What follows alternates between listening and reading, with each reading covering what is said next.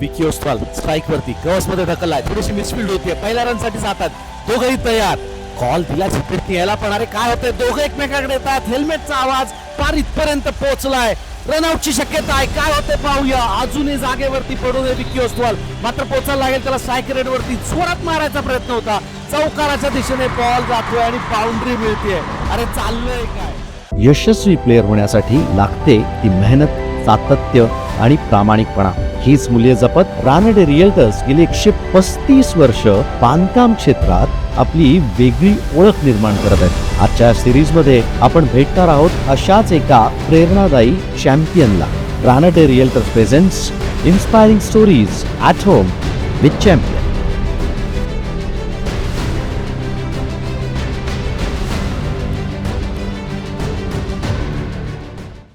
तुम्हाला घेऊन आलो मी आज भोरला.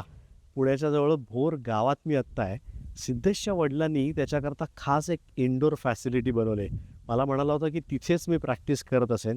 ही इथेच दिसते, हे जे निळं शेड आहे ना, तीच त्याची इंडोर अकॅडमी आहे. या बघूया आहेत का प्रॅक्टिस. आवाज तर येतोय बरं का, कडक बॅटचा आवाज येतोय. काय करतोय बघूया आहे का.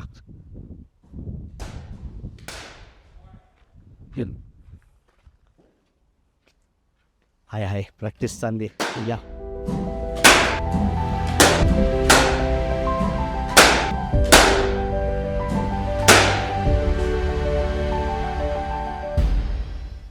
Good morning. कसा आहेस. मस्त मस्त मस्त मस्त चालू आहे तुझी प्रॅक्टिस. चालू दे, तुला डिस्टर्ब नाही करत. थोडं तू अजून नॉक घे, जरा फील घे, मग आपण गप्पा मारूया मस्तपैकी. सिद्धेशचे बाबाच तिथे त्याला बॉलिंग मशीनवरती बॉल टाकतात. ओ वॉट. बॅटचा आवाज आहे का, बॅटचा. कडक कडक कशाला म्हणतात तो हा. ओय अमेझिंग. मी कव्हर्सला असतो तर मी हात घालणार नाही या बॉलला, कारण गोळी गेलेला आहे माझ्या बाजूनी. ओय 2 नेट आहेत, 2 नेट आहेत. त्याच्या बाजूला एक आहे, माझ्या इथे पण आहे. तरी मला इथे घाबरायला होतं आहे, कारण जो आवाज येतो आहे ना, आउटस्टँडिंग कडक आवाज येतो आहे. या तिकडनं बघूया.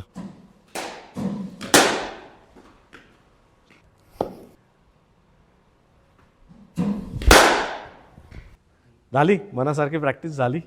कडक आवाज ऐकून अमेझिंग आहे रे. बॅटमध्ये कडक बसत होते पण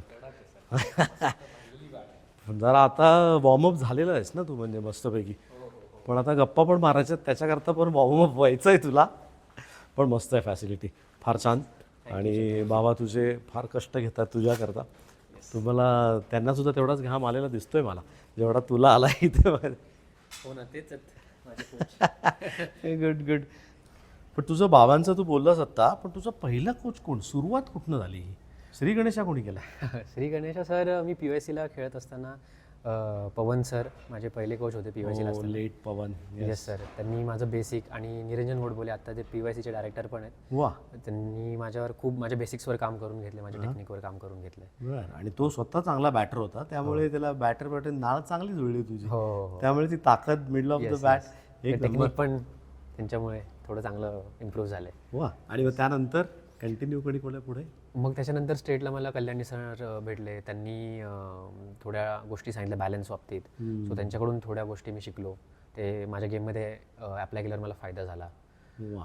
सो हां, म्हणजे major contributors about my technique आणि हे 3 लोक होते. आणि ऑब्व्हियसली माझे बाबा सगळ्यात जास्त, ज्यांनी माझ्याकडून रिपिटेशन्स करून घेतल्या एवढ्या. तुझ्यात एवढ्याच त्यांच्याही झालं, ते पण लक्षात असतं. हो. येस.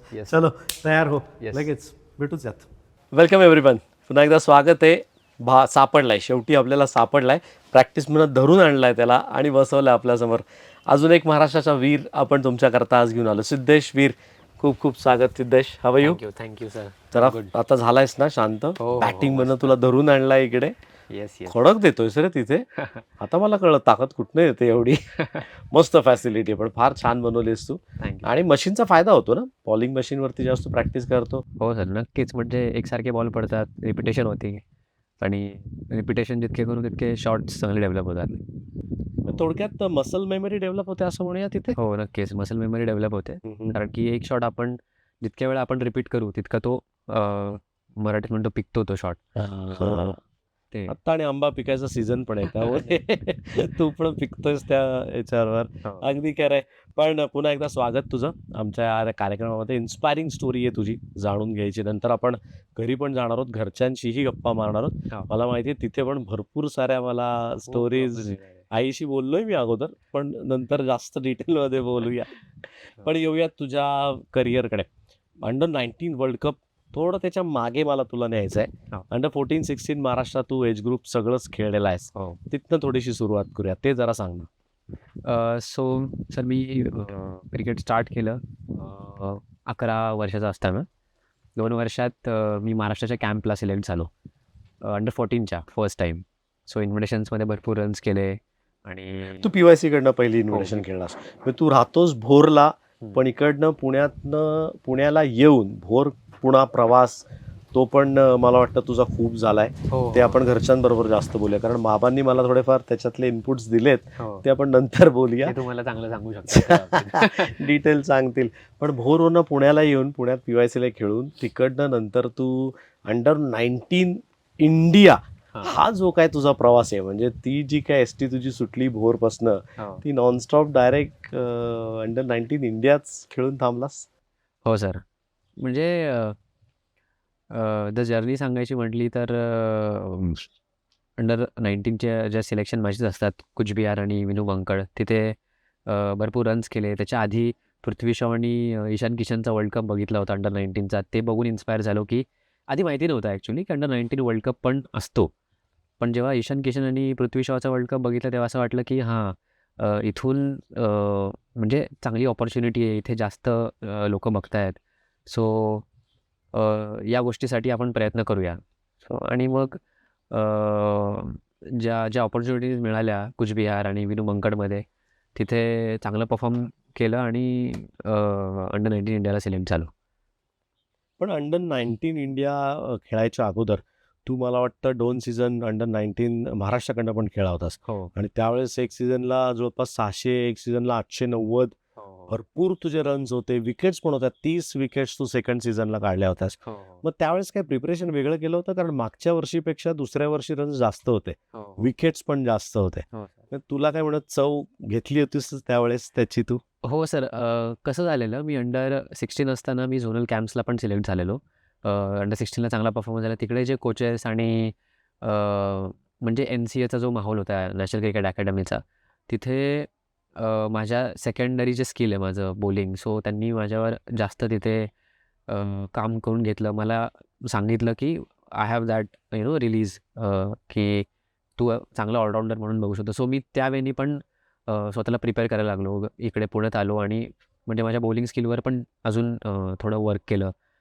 आणि ऑफकोर्स तिथे अजून मी ज्या लोकांबरोबर सिलेक्ट झालेलो, तर ते ऑलरेडी एक एज ग्रुपवरती खेळायचे. सो ते एक मोटिवेशन पण होतं की मला पण जर तसं करायचं आहे, तर मला एक सर्टन अमाऊंट ऑफ रन्स किंवा सर्टन अमाऊंट ऑफ परफॉर्मन्स करावा लागेल. सो त्यावेळी मी माझ्या बाबांबरोबर प्रिपरेशन करायला सुरू केलं. बाबांनी खूप हेल्प केली मला त्याच्यामध्ये. आणि तेव्हा कल्याणी सर पण कोच होते अंडर 19चे. त्यांच्या पण 2-3 इनपुट्समुळे मला खूप खूप फरक पडला त्या वर्षी. आणि ॲक्च्युली त्याची एक स्टोरी अशी होती की मला फर्स्ट माझं जे अंडर 19चं वर्ष होतं, तेव्हा मला फिक्स स्पॉट नव्हता टीममध्ये. फिक्स स्पॉट म्हणजे नंबर तुझा ठरला नव्हता की बॅटिंग तू काय नाही, करणार? मी टीममध्येच. अच्छा, 11 मध्येच फिक्स हां, नव्हतं. कारण की माझं जस्ट फर्स्ट इयर होतं. सो मी पिक झालेलो कारण की मी 16ला लीड केलेलं आणि मी चांगलं केलेलं. ओके, म्हणजे तू महाराष्ट्र अंडर 19 बोल. हो, महाराष्ट्र अंडर 19. तर मग कल्याणी सरांनी बघितला माझी स्टाईल ऑफ प्ले, माझा गेम. सो त्यांनी थोडं मला कॉन्फिडन्स दिला. त्यांनी मला 2 गोष्टी सांगितल्या की about the balance and all.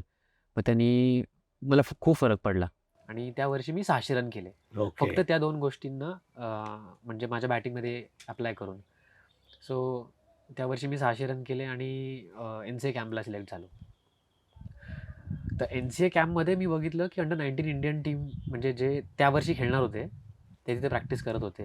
अच्छा, तुमच्याबरोबर त्यांची प्रॅक्टिस हो होती. हो NCA म्हणजे आपण आता हे बोलतोय नॅशनल क्रिकेट अकॅडमी Academy. बेंगलुरूचा. Yes yes. बरोबर. आणि तू पहिल्यांदाच मला वाटतं घरच्यांपासून दूर क्रिकेटसाठी हो. म्हणून असा कुठेतरी जाऊन इतक्या राहणार दिवसांसाठी होतास. गेलेलो. हो. इतक्या दिवसाचा किती दिवसाचा कॅम्प होता तो? तो 25 दिवसाचा कॅम्प होता. अच्छा. पण हो. त्याच्याविषयी तू आता बोलताना NCA विषयी खूप बोलतोस खरं भरभरून. हो तर त्या माहोल विषयी थोडं सांग ना. म्हणजे माणूस NCA मध्ये गेल्यानंतर का बदलतो? हो ह्याचं जर तुला विचारलं की का बदललास तू? कारण पहिला तू आणि नंतरचा तू 600 रन्स तर नंतर झालेच. हो. पण तुला स्वतःला असं काय वाटतं की काय घडलं तुझ्यात? सर त्या एन्व्हायरमेंटमध्ये एक पॉझिटिव्हिटी आहे आणि तिथले जे कोचेस आहेत ते भरभरून कॉन्फिडन्स देतात हो. आणि दे मेक यू बिलीव्ह की you are here to play for India, असं यू आर द नेक्स्ट. तोच गोल असतो तुमचा. हां, हां. Wow, super. त्या आय थिंक तो जो कॉन्फिडन्स असतो ना, त्या कॉन्फिडन्सने आय थिंक प्लेअरमध्ये अजून जास्त इम्प्रूव्हमेंट होते किंवा प्लेअर बिलीव्ह करायला लागतो जास्त स्वतःला आणि तो त्याचे पोटेन्शियल्स मॅच करतो, असं मला असं वाटतं. त्या कॅम्प्समुळे तोही फायदा होतो आणि छोटे छोटे जे टेक्निकल्स ॲस्पेक्ट असतील किंवा मेंटल ॲस्पेक्ट्स असतील तिकडच्या कोचेसच्या एक्सपिरियन्सनी ते आय थिंक प्लेअरला अजून त्यांचा गेम डेव्हलप करायला हेल्प होते. पण तुला असं वाटलं का, म्हणजे हे तर एक गोष्ट झाली की तिथे कोचेस सपोर्ट करतात, हो. पण आपण इथे आलोय म्हणजे इतक्या मुलांच्या मधनं काय तुम्ही 20-25-30चा स्क्वॉड असेल कदाचित NCA मध्ये जाताना, तर एक काही हजारो मुलांपासून 30च मुलं आपण इथं आलोत. हो. तर तो एक कॉन्फिडन्स वेगळा असेल ना की आपल्याला निवडलं गेलं म्हणजे काहीतरी हो. आपल्यात आहे. Yes yes. तोच कॉन्फिडन्स पुढे न्यायला पाहिजे.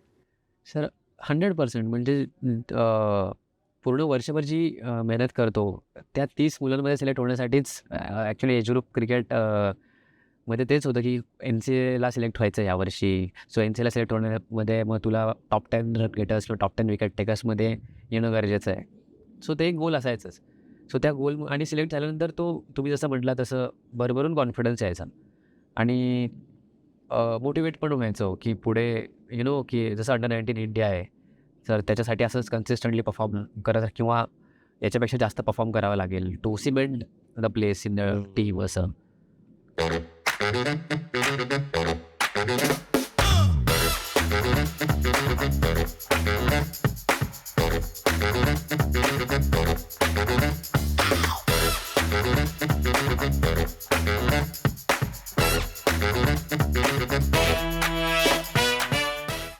ही जी सगळी नवीन मंडळी आत्ता आपल्याला पाहतायत, तर त्या म्हणजे जे आत्ता 14-16 खेळतात, तुला विचारायचं कारण काय?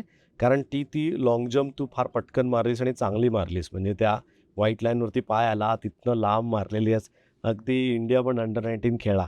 तर ह्या मुलांना सगळ्यांना सांग की NCAला पोहोचण्याकरता किंवा तिथे सिलेक्शन होण्याकरता काय मेहनत करायला लागते? बिहाइंड द म्हणजे ऑन फील्डच्या बाहेर जे नेट्समध्ये I think hours and hours of practice. म्हणजे आपल्याला ॲज अ क्रिकेटर आपल्याला माहिती असतं की कोणत्या गोष्टींवर आपल्याला वर्क करायला हवं, त्या गोष्टींवरती काम करणं आणि ज्या आपल्या स्वतःच्या जे स्ट्रेंथ्स आहेत त्यांना ओळखणं, ते सगळं नेट्समध्ये किंवा ज्या प्रॅक्टिस मॅचेस आहेत त्याच्यामध्ये वर्क करणं आणि इव्हेंच्युअली या सगळ्यांचा आउटकम फील्डवर येण्यासाठी ही प्रिपरेशन इम्पॉर्टंट आहे. सो तो कॉन्फिडन्स घेऊन फील्डवर उतरणं आणि मग ते ऑटोमॅटिकली होऊन देणं. इतकी प्रॅक्टिस इतकं व्हायला पाहिजे की ती म्हणजे ऑटोमॅटिकली मसल मेमरी म्हणूनच ग्राउंडवरती दिसायला हवी. अगदी खरं. असं बोललं जातं ना, प्रॅक्टिस कशी करायची हो किंवा प्रॅक्टिस अशी करायची की हा बॉल, अरे हा तर मी खेळून बसलोय, तो बॉल, अरे तोही मी खेळलोय. हो हो म्हणजे हे तुला जास्त सांगायचं की इतके बॉल खेळा, इतका वेळ Exactly. तिथे घालवा प्रॅक्टिस करताना, की असा बॉलच यायला नाही पाहिजे की अरे हा मला कधी आलाच नव्हता रे, हा मी खेळू शकत नाही बरोबर. बॉल. हो कदाचित तुला पण आकड्यांवरती बोलायचं झालं तर म्हणजे साधारण गणित काय असतं की आता ऑल ओव्हर इंडियातनं सिलेक्शन होतं, राईट? हो हो तर तुमच्या अंडर-19च्या जेवढ्या मॅचेस असतात, मग प्रत्येक स्टेट्समध्ये प्रत्येक मुलगा असतो. मग त्यांचे रन्स पण कॅल्क्युलेट होतात की हायेस्ट रन गेटर्स येतात, हायेस्ट विकेट टेकर्स येतात, असं पण काही गणित लावतात? हो सर. म्हणजे टॉप 5 ऑल इंडियामध्ये जे हायेस्ट रन गेटर्स ओके. असतात ते तर तिथे असतातच. अच्छा, म्हणजे तो एक क्रायटेरिया तो झाला की क्रायटेरिया आहे. जर तुम्ही बॅटर आहात तर स्वतःचं स्थान पहिल्या 5 मध्ये आणण्यासाठी प्रयत्न करा. हो हो. ओके. आणि same for the bowlers also. अच्छा. आणि त्याच्यामध्ये ऑलराऊंडर्सची कॅटेगरी आय थिंक त्याच्यासाठी त्या ऑलराऊंडर्सच्या कॅटेगरीमध्ये यायला आय डोंट नो नंबर्स किती इम्पॉर्टंट आहेत, पण म्हणजे ते सिलेक्टर्स येऊन स्काउट करणं, ते बघतात की किती 100s केल्या, किती 5 काढले. सो हे सगळे क्रायटेरियाज असतात एन सी एला सिलेक्ट होण्यासाठी. तिथनं तू पायरी एकदा पार केलीस, म्हणजे प्रेक्षकांना म्हणून पण आपण सांगूयात की भारताचा असा एक नियम आहे की तुम्ही अंडर 19 म्हणजे आत्ता जर बघितलं तर आजकालची मुलं वयाच्या 15व्या वर्षी तर अंडर 19 वर्ल्ड कप खेळतायत. पण नियम असा आहे भारताचा की तुम्ही अंडर 19 वर्ल्ड कप एकदाच खेळू शकता. बरोबर? तुम्ही जर 15व्या वर्षी खेळलात तर तुम्ही पुढचे 4 वर्ष तुमची वाया गेली, परत तुम्ही अंडर 19 वर्ल्ड कप नाही खेळू शकत. तर मला याचे महत्त्वाच्या प्रश्नाकडे आहे की एकच वर्ष असतं, तुम्ही एकदाच खेळू शकता, त्याचं दडपण होतं तुला का तू अपॉर्च्युनिटी म्हणून पाहत होतास त्याकडे? सर अपॉर्च्युनिटी म्हणूनच, कारण की मी ज्या बॅकग्राऊंडमधून आलो आहे आणि माझं तेव्हा अंडर 16 झालं होतं. सो मला माहिती होतं की मी म्हणजे ग्रॅज्युअली प्रोग्रेस करतो आहे, म्हणजे ग्रॅज्युअली रन्स पण वाढत आहेत. सो माझं असं होतं की 18व्या-19व्या वर्षी तर मी खेळायलाच हवं होतं, म्हणजे खेळायचंच होतं मला. आणि सो मी ॲज अ ऑपॉर्च्युनिटीज ते नेहमी बघितलं. पण तू under 19 at the age of 17 खेळलास, राईट? 17 चालू होतं तुझं, 17 संपत होतं. संपत होतं, म्हणजे 18 जवळपास. हां, म्हणजे तसं पाहायला गेलं तर तुला अजून 1 वर्ष होतं. पण सिलेक्ट झाल्यानंतर सुद्धा असंच असतं, 30 मधला जर तुम्ही सिलेक्ट झालात फायनल 15 मध्ये, तर मग ते जे उरलेले 30 जे 15 उतरतात त्यांना नेक्स्ट इयरला चान्स मिळतो का नाही मिळत? ते सेटअपमध्ये असतात. So okay. तो पूर्ण 30 जे मुलं सिलेक्ट होतात हां. ते अंडर 19 इंडियाच्या कुठे ना कुठे सेटअपमध्ये असतात. कुठेही रिप्लेसमेंट असेल किंवा कोणाचाही परफॉर्मन्स थोडा वर खाली झाला तर त्यांना तिथे चान्स मिळतो. पण त्यांना नेक्स्ट इयर परत नाही येत आहेत.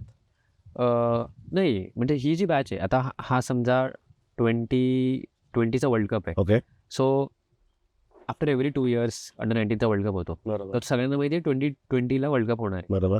तर जेही त्याच्या आधीचे वर्ष असतात 19 पासून त्याची सुरुवात होते. 18, 19, 20 हां. So तिथून ती सुरुवात होते. हो, ती तीच बॅच कॅरी ती- फॉरवर्ड होत हां. राहते. सो मोर ऑर लेस तेच प्लेयर्स असतात जे की 17 म्हणजे 18, 19, 20व्या वर्षी परफॉर्म करत असतात. ओके, म्हणजे ते एक साथ खेळतात 1-1.5 वर्ष. जशी तुमची वर्ल्ड कपच्या अगोदर एक ट्रँग्युलर सिरीज झाली होती हो, आणि बरोबर. तुझी भारताच्या जर्सीतली ती पहिली मॅच होती हो. अफगाणिस्तान बरोबर, Yes, राईट? yes. डेब्यू केला. हो. विशेष प्रेम पण आहे तुझं त्या संघावरती. 90 मला वाटतं तू तिथे हो. ठोकलेलास. ती मॅच कशी होती आठवते? हो सर, म्हणजे माझी खूप कोर मेमरी आहे. पहिली मॅच खेळणार होतो पुढच्या दिवशी. मी सिरीजची पहिली मॅच खेळलो नव्हतो. ती ओव्हरऑल सिरीजची दुसरी मॅच होती आणि आदल्या रात्री मीटिंगमध्ये राहुल सरांनी आणि म्हणजे पहिल्यांदा राहुल सरांना पण फर्स्ट टाइम अच्छा, बघितलं. राहुल द्रविड त्यावेळेस तुमचे senior main Yes, coach yes, होते त्यावर. yes. तुझा कॅप्टन कोण होता? थोडा टीम विषयी पण बोलूया. कॅप्टन आय थिंक निहाल वदेरा होता. निहाल वडेरा होता. हां. ओके, जो की आता पंजाबकडनं खेळतो. हो. MI आणि पंजाब, हो हो. राईट? अजून? अजून यशस्वी होता टीम मध्ये. अच्छा, यशस्वी जयस्वाल हो होता. हो. रवी ओके, बिष्णोई होता. बर, सो सीन असा होता की संध्याकाळी नेहमी प्री मॅच मीटिंग असते. बरोबर. तर त्या तिथे प्लेइंग 11 किंवा प्लेइंग 12 जे अनाऊन्स व्हायची प्रॉपर. हो हो. वा, आणि प्रत्येकाला त्यांचा रोल एक शॉर्ट मध्ये सांगितलं जायचं. Very good. तर राहुल सर स्वतः घ्यायची मीटिंग? राहुल सर स्वतः घ्यायचे वा. आणि फर्स्ट टाइम राहुल सरांनी माझं इंटरॅक्शन झालेलं अहं. तेव्हा. आणि सिलेक्ट होण्याच्या आधी कुचबिहारला मी आय थिंक 5 नंबर बॅटिंग करत होतो. आणि फर्स्ट मॅचला ते मला येऊन म्हटले की Veer you are going to are you comfortable opening in अच्छा. Tomorrow's game. हम्म. तर अच्छा, डायरेक्ट असाच हो, प्रश्न हो, होता. हो. तर म्हणजे मला तर काय बोलू म्हणजे सगळ्या गोष्टींसाठी राहुल सरांच्या सगळ्या प्रश्नांसाठी माझं होच होतं. म्हणजे कोण नाही म्हणणार आहे. काही विचार नसतं त्याशी होच हो. होतं.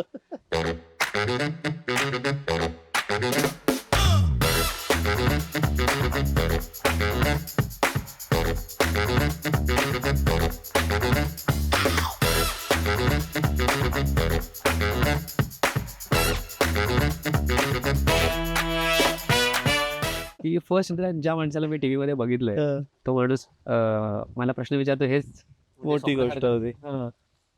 तर मग मी सरळ हो म्हणून टाकला. मी केली होती त्याच्या आधी पण ओपन. अच्छा, पण I also treated it as an opportunity की तर त्यांनी मला सांगितलं की जसा खेळत आलाय तसाच खेळ आणि ट्राय टू काम माय नर्व्हज असं. पूर्ण रात्र मला झोप नाही आली त्याच्यानंतर. अच्छा. की next day मी ज्या- डोक्यात तेच का उद्या ओपन करायची? उद्या ओपन आणि मी इंडिया खेळणार फर्स्ट टाइम. हो. कपडे घालणार ते आणि मी फर्स्ट टाइम पहिली मॅच.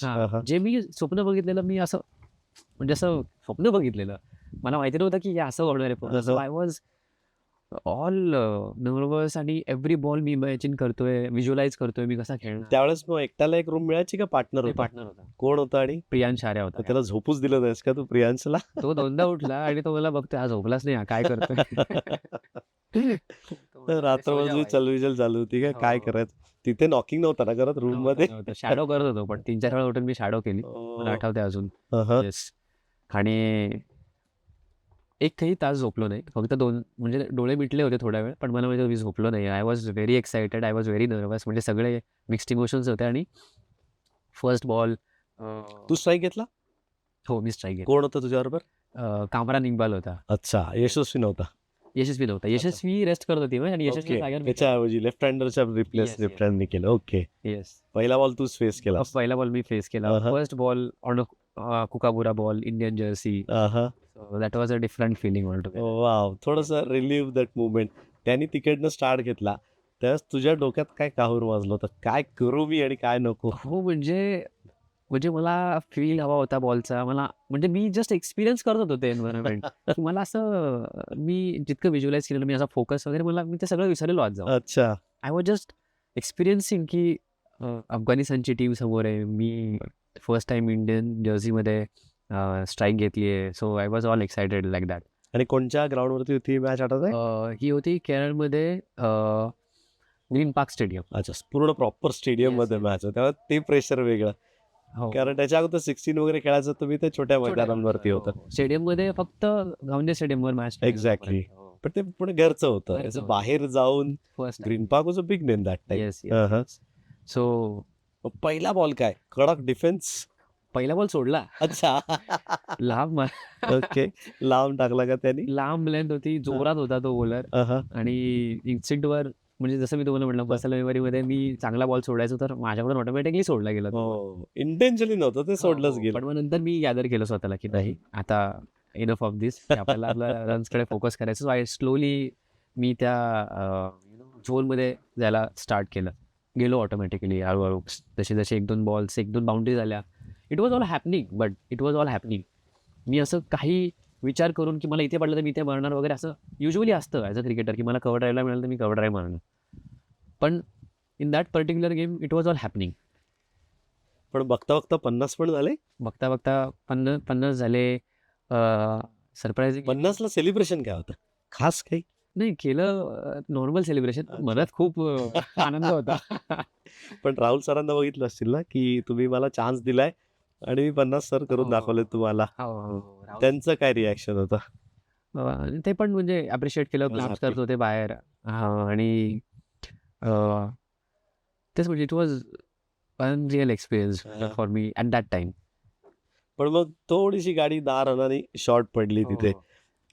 ते काय आठवते कसं झालं काय झालं? सर काय झालं, फर्स्ट मॅच होती आणि सो या सगळ्या इमोशन्समध्ये मी 100चा विचार नाही केला कधी.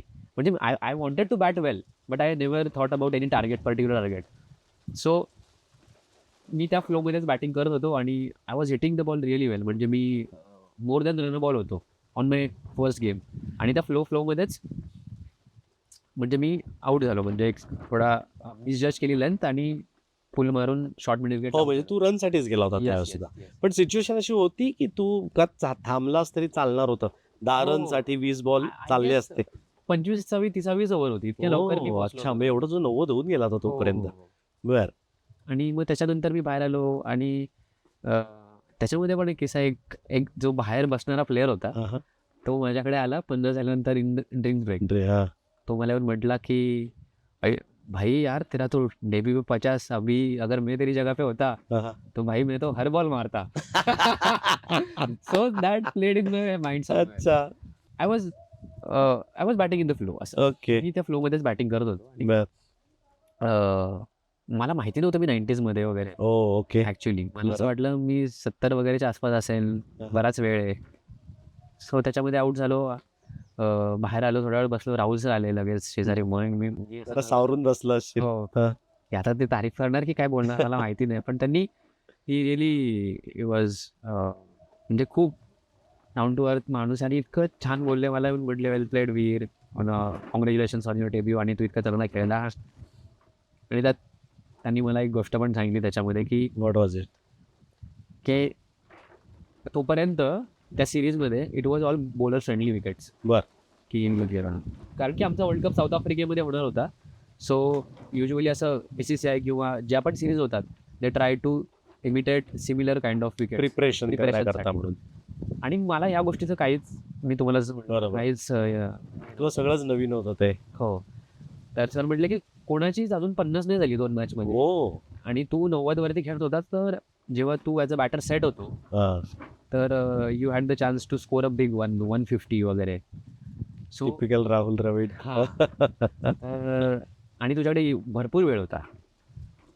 सो ठीक आहे, हे लर्निंग घे आणि you never know next match कशी असणार, नेक्स्ट अपोजिशन कशी असणार, कंडिशन्स कशा असणार. So you are in to set as make it big, असं त्यांचं ते वाक्य माझ्या अजून वा. मध्ये आहे. आणि ते कायम स्मरणात ठेव, हो. कारण ज्यावेळेस घडत असताना त्यावेळेस हापसण्यात मजा असते, नंतर परत शून्यापासून सुरुवात करायची आहे. म्हणूनच एवढा ग्रेट ते बॅटर आलेले आहेत वर्ल्डमध्ये, सगळे त्यांना नाव असतात.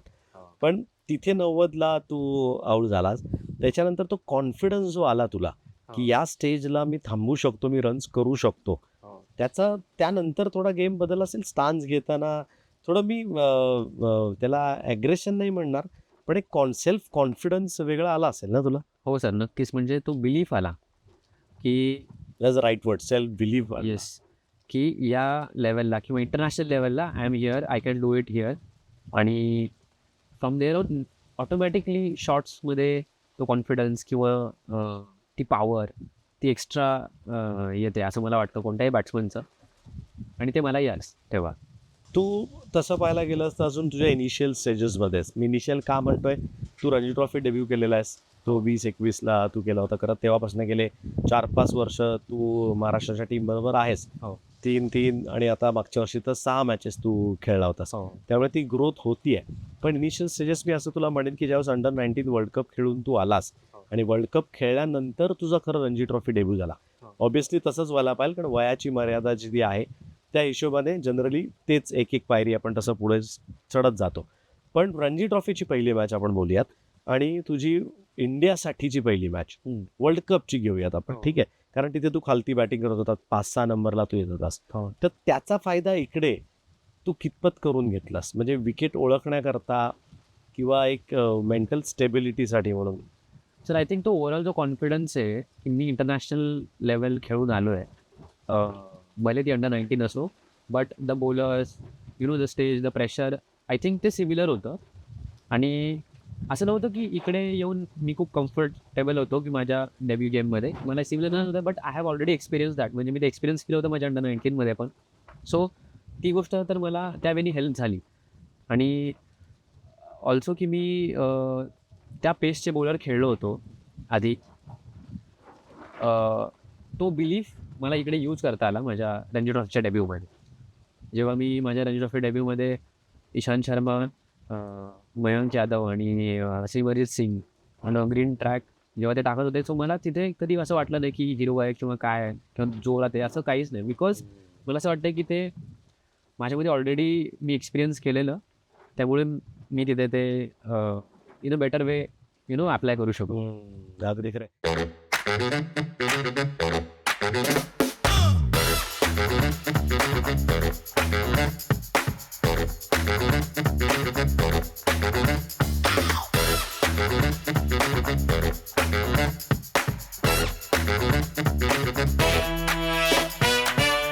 पहिल्या वर्षी तू 3 मॅचेस खेळलास. दिल्ली होती, मुंबई आणि तिसरी टीम आसाम होती. तर आसाम तसं पाहायला गेलं तर म्हणजे लोकांनाही बऱ्यापैकी माहिती आहे, ती पण रणजी ट्रॉफीची टीम आहे, ती पण एक मोठी टीम आहे. पण आसामच्या अगेन्स्ट तुझे रन्स परत एकदा जास्त आपल्याला दिसले होते. हो. तर एक 100 आहे मला वाटतं तुझं आसामच्या अगेन्स्ट. म्हणजे डेब्यूचं वर्ष, दुसरीच मॅच आणि दुसऱ्या मॅचमध्ये 100. मग ते द्रविडांचे शब्द परत आठवले असतील त्यावेळेस की आज दिवस आहे, आज थांबायचंय, आणि ते इम्प्लिमेंट केलंच तेव्हा. तिथे काय नंबरला बॅटिंग केली? मी ओपन केलं रणजी ट्रॉफीला. मी मोस्ट ऑफ द टाइम्स मी ओपनच केलंय. तू आणि मी आणि पवननी ओपन केलं. पवनचा डेब्यू त्याच वर्षी झाला, कारण त्याचा डेब्यू ओके, कारण त्याने पण सुरुवातीला 100-100 सुरुवात केली होती. येस. तर मी माझ्या पहिल्या मॅचला ऑड 30-40 रन्सवर आऊट झालो होतो. चांगली नॉक खेळत होतो आणि म्हणजे नेक्स्ट मॅचला मी नव्हतो, कारण ऋतुराज आणि राहुल त्रिपाठी आल्यामुळे मला अंडर 25 खेळायला जावं लागलं. बट म्हणजे जेव्हा मला 25ला पाठवलं, जेव्हा मी ड्रॉप झालो, तेव्हा मला ते वाक्य सरांचं परत आठवलं की वेन यू गेट इन की you have to make it count. So त्या इनिंगला मी ठरवलेलं एकही शॉट वरून मारणार नाही, भले कितीही बॉल खेळायला लागो, वा. की मी पूर्ण दिवस बॅटिंग करणार असं. सो मी त्या मॅचला 300 बॉल बॅटिंग केली अच्छा. आणि माझी पहिली 100 स्कोअर केली. हो, ते राय दुरुस्त आहे, आरामात रन्स करत होतास. म्हणजे तू 300 बॉल खेळलं म्हणजे मला वाटतं त्यांच्या भातातली सगळी शस्त्रास्त्र त्यांनी वापरली असणार. म्हणून काही टाका, आम्हाला माहिती आहे काय करायचं आहे. पण पेशन्स आले कुठनं मग इतकं थांबायचे? Sir I think age group क्रिकेटपासूनच. एज ग्रुप क्रिकेटमध्ये इतकं डेज क्रिकेट खेळलो होतो आणि त्या एक्सपिरियन्सेसमधून, कारण की घाई करून पण आऊट झालेलो बऱ्याचदा. सो त्या एक्सपिरियन्समधून आऊट होऊन आणि कोणत्या पिरियडमध्ये टफ आहे आणि तिथे थांबल्यानंतर कसे रन्स इझिली येऊ शकतात, सो ते शिकलो त्या एज ग्रुपच्या डेजच्या क्रिकेटमधूनच. मग ते मला रणजी ट्रॉफीमध्ये कामी आलं. आसाम 100 गार केलंस त्यांना तू तिकडे. पुढची मॅच आपले प्रिय मुंबईकर त्यांच्यावर झाली. पहिली इनिंग 49, तिकडे 1 कमी 50 आवडला असता. पुढची इनिंग 48, तिथे 2 कमी. एवढं काय, कोणावर नाराज होतास? सर नाराज असं नव्हतं, अंपायरिंग दोन्हीला खूप खराब आऊट दिला त्या मॅचला. आणि ती पहिल्या इनिंगला कसा आऊट झालास? पहिल्या इनिंगला कॉट बिहाइंड आऊट दिला. अच्छा, होय. आणि दुसऱ्या इनिंगला स्टम्प्ड आऊट दिला, पण लेग साईडचा कॅमेरा बंद होता. मला असं वाटलं नाही की माझा पाय ट्रॅक झाला. हो, स्टम्पिंग दिलं. हो हो हो, अरे हो. बरं. आता ते आपले खास लोक होती ना, त्यामुळे खास लोकांवर खास परफॉर्मन्स तुझ्याकडनं अपेक्षित होता. पण आरामात खेळत होता सगळ्यांना. हो सर, म्हणजे मस्त पूर्ण दोन्ही इनिंग्समध्ये मी पूर्ण एक सेशन बॅटिंग केली होती. त्यावेळेस कोण होता समोर? धवल होता? नाही, तुषार देशपांडे होता, अच्छा. मोहित अवस्थी होता, शम्स मुलानी, तनुष कोटियन. हो, चांगली बॉलिंग साईड होती त्यांची पण. हो, अच्छा, येस. पण 49 त्यावेळेस कोण ओपनच केले होते तेव्हा? हो सर, मी त्या वर्षी, त्याच्या पुढच्या वर्षी आणि लास्ट इयरही ओपनच केलं. ओके. एखादी दुसऱ्या मॅचला 3 नंबर केली, पण मोस्ट ऑफ द टाइम्स मी ओपनच केलं होतं. पण तू कम्फर्टेबल आहे, ओपन करायला तुला आवडतं. म्हणजे जोरात बॉल येतो बॅटवरती, त्यावेळेस जास्त मजा येते असं वाटतंय तुला? आय थिंक की सुरुवातीला पण आल्याला पण बघितलं, तिथे तू ठपाठप जेवढा जोरात तेवढा जोरात मारत होतास. हो, म्हणजे I think me fast bowling better खेळतो, कम्फर्टेबल आहे फास्ट बॉलर्सला खेळताना पण. आणि लहानपणापासून टेक्निकवर खूप वर्क केलं आहे, त्यामुळे नॅचरली आय थिंक की new ball me better handle करतो किंवा बेटर स्कोअर करतो नवीन बॉलला. मला खरं यायचं आहे तुझ्या T20कडे, MPLकडे यायचं आहे, पण त्याच्या अगोदर थोडं परत तुला मागे नेतो. अंडर 19 वर्ल्ड कप आला नाही रे त्यावर्षी, थोडं मी नाराज होतो, तू त्या टीममध्ये होतास. पण तुझी नाराजी वेगळ्याच व्यक्तीवरती. ते डकवर्थ लुईस म्हणे असं काहीतरी नाव आहे, ते त्या गोरांची काय वाकड आहे तुझं, काय मानगड आहे? अहो सर, काय झालं, अंडर 19ला आम्ही 180-190 ऑड रन्स केले. थोडं स्टिकी होतं विकेट. आणि पण ती मॅच काहीतरी सुरुवातीपासून सांग ना, पहिल्या दिवशी झाली नाही, हो, पाऊस पडला. सो असं झालं की मॅच होणार होती त्या दिवशी पाऊस झाला खूप, आणि पहिला दिवस पाण्यात गेला. हो, आणि मॅच गेली रिझर्व्ह डेला. अच्छा. तर रिझर्व्ह डेला गेल्यावर सो ऑब्व्हियसली कंडिशन्स थोडे ओव्हरकास्ट होते, थोडे मोइस्ट होते कंडिशन्स. त्याच्यामध्ये आम्ही टॉस हरलो आणि आमची आय गेस बॅटिंग आली. अच्छा, पहिली बॅटिंग केली आम्ही आणि 190-180 ऑर समथिंग रन्स केले आम्ही. तुमच्या हिशोबाने कमी होतं कमीच होतं, भारताच्या yes. स्टँडर्ड्स प्रमाणे. येस, कारण तुम्ही 250-300 तर किरकोळीत करत होता. हो. आणि ऑन फायनल त्या स्टेजवरती आय थिंक की 250 अराउंड 250 रन्स तरी मिनिमम व्हायला हवे होते. बट आमची बॉलिंग खूप स्ट्रॉंग होती आणि आम्ही तोपर्यंत खेळत येतो ना, आम्ही एक मॅच हार्डली हरलो होतो फक्त in all those 3 years of preparation. अच्छा, 3 वर्षात. म्हणजे तू जसं सांगतोयस, पहिली टुर्नामेंट, त्याच्यानंतर प्रॅक्टिस टुर्नामेंट, मग इथे फक्त एक मॅच तुमची टीम. येस, इतकं मला आठवत आहे. सो आम्ही खूप कॉन्फिडंट होतो, आम्ही खूप स्ट्रॉंग होतो, आम्ही या सगळ्या टीम्सची ऑलमोस्ट खेळलो होतो. तर आणि तेही काहीतरी 130-140ला सिक्स जाऊन झाले. अच्छा, म्हणजे मॅच खेचून आणली होती आणली जवळपास होती तुम्ही. ऑलमोस्ट आम्ही, आणि पाऊस झाला. परत पाऊस पडला. पाऊस झाला आणि अचानक आम्हाला 25-30 रनाचे म्हणजे 25-30 रन कमी झाले आणि मॅच डायरेक्ट 4 रनवर आली. आई ग, म्हणजे परत सुरू होणार होते तिथे. हो. 30 एक पाहिजे होते, ते डायरेक्ट 4 रनवरती. येस 35 रन्स हवे होते हां हां हां. आणि पाऊस आला. तर ते 30 रन कट झाले आणि 5 रन. येस, आणि तिथे आमच्या फास्ट बॉलरचे 4-5 ओव्हर्स आले होते आणि 100% आम्ही एखादी दुसरी विकेट तर तिथे काढलीच असते, कारण की एक नवीन बॅट्समन खेळत होता आणि एक सँड बॅट्समन खेळत होता ओके, असं. म्हणून तुझं ते डकवर्थीवरती जास्त प्रेम म्हणूयात का आपण विशेष. म्हणजे कारण की आम्ही तेव्हा खूप कॉन्फिडंट होतो की आम्ही हा वर्ल्ड कप जिंकू. तर पण ते डोक्यात राहील ना कायम की वर्ल्ड कप नाही आला त्या वर्षीला. हो, चला नेव्हरदलेस मोठा घेऊन ये, अजून पुढे जाशील त्यावेळेस मग मेन वर्ल्ड कप आहे तो आणलास तरी आम्हाला चालणार आहे. त्यावेळेस आम्ही जास्त दंगा करू.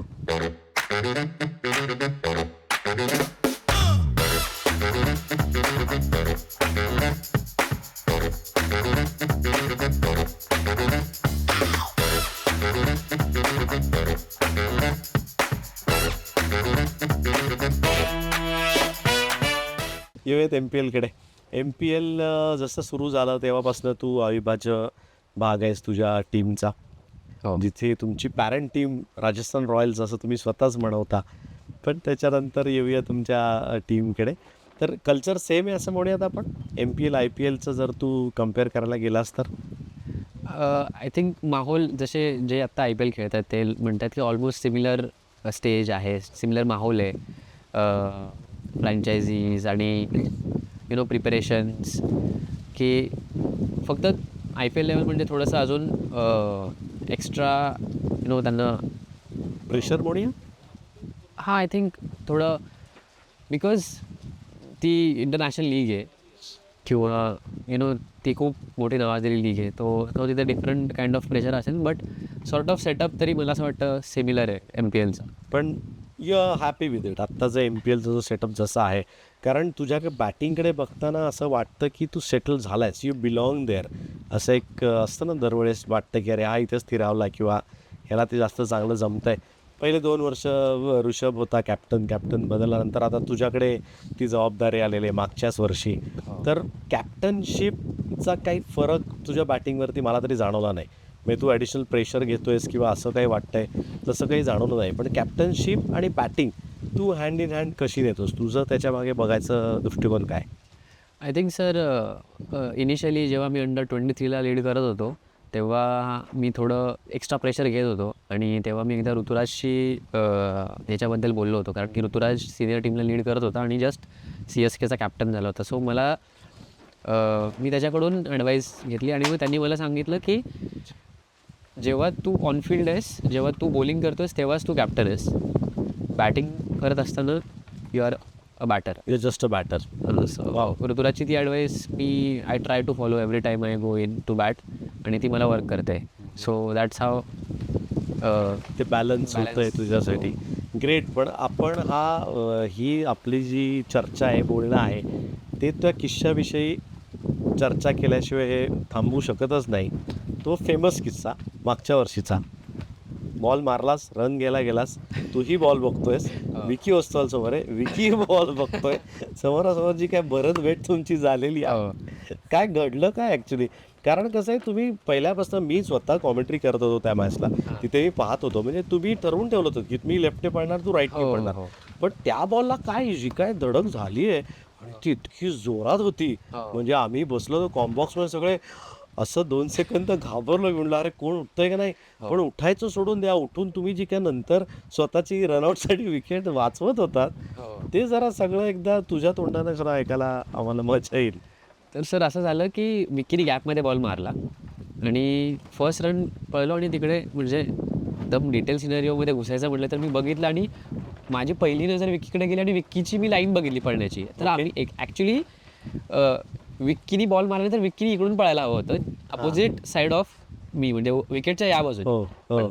त्या आणि तसंही तुमची batting style lefty righty combination. हो, त्यामुळे तर तरी मी म्हणजे माझा पाथ तर मी म्हटलं की हां ठीक आहे, विकी इकडून पळतोय तर मी थोडं या बाजूने पळतो. पण विक्कीनी बघितलं मला की मी इकडून पळतो तर दोघंही बॉल बघत होतो आणि विक्की इकडून पळतोय तर मी त्या बाजूला, आणि विक्कीला वाटलं की मी असा, म्हणजे विक्कीचा अँगल चुकला थोडा, ओके, तोही तिरका आला नंतर तोही तिरका आला आणि मी तिकडे बघत बघत इकडे गेलो. मला वाटलं धडकायचं नाही म्हणून आम्ही दोघं आमचे लाईन्स बदलत होतो. इव्हेंच्युअली दोघं सेम विचार करत होतो ना, म्हणून धडकलो. आणि जी काय मधात परत वेळ झालेली आहे हो. आणि जोरात होती, म्हणजे अक्षरशः आवाज आला रे. हेल्मेट तर ग्रिल लागलंच एकमेकाला हो. आणि तुम्ही दोघंही जमिनीवरती होतात. पण त्याच्यानंतर कोल्हापूरची गडबड वेगळीच होती, रनआउट करायच्या मागे ते होते. ऍक्च्युली सर विशांत दादाला रनआउट मला करायचं होतं, अच्छा. कारण जेन्युइन बॅटर हो. असं मी होतो. सो ही आणि सेट झाला होतास तू चांगला. हो, हा. तर विशांत दादा मला रनआउट करायला गेला. विकी इझी रनआउट होता, पण मी धडक झाल्या मला माहिती नाही, मला जिकडे स्टंप दिसले तिकडे मी पळलो.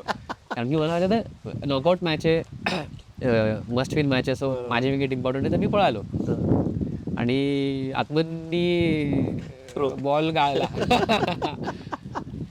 आणि तोपर्यंत तू पोहोचला होतास. हो. विकी पोचायचा होता. विक्की झोपलेलाच होता आणि मी झोपला बघितलं होता. मागे वळून आणि विक्की झोपला आणि मी विक्कीला इकडून मोठं अरे विक्की उठ, विक्की अरे भाग जल्दी, अरे भाग. तर विक्की उठला, इकडे तिकडे बघतोय आणि राहुल दादा बॉल घेऊन तो थ्रोच्या ऐवजी स्वतःच स्वतःच पळत गेला. स्वतः पळत जाऊन त्यांनी 2 फुटाचा अंतरावर ते मिस केलं त्याने. खूप funny झाली. पण दोघांच्या हातात बॅट नाही, दोघंही विना बॅट नुसते तुम्ही धावताय हो. आणि ती रन मात्र पूर्ण झाली, दुसरी रन. हो. पण हा किस्सा खूप क्रिकेटिंग फील्ड फटर्निटीमध्ये फार फेमस झालेला आहे. अजूनही त्याचे व्हिडिओ ते मीम्स बघताना तुला कसं वाटतं, आठवत असेल ती धडक आठवत असेल? आठवते. तेव्हा ऍक्च्युली ती फनी नाही वाटली, नंतर बघताना फनी वाटली. पण जेव्हा आम्हाला लागलं होतं, म्हणजे मला पण इकडे कोच पडलेली, विकीला इकडे स्टिचेस आलेले, माझ्या बॅटचा हँडल तुटला होता. का तुटला मला आजपर्यंत नाही कळलं की तो हँडल कसा तुटलाय, कुठे धडकलाय. पण तो तुटला होता त्या सिच्युएशन. पूर्ण 2 तुकड्या झाल्या होत्या. अरे बापरे.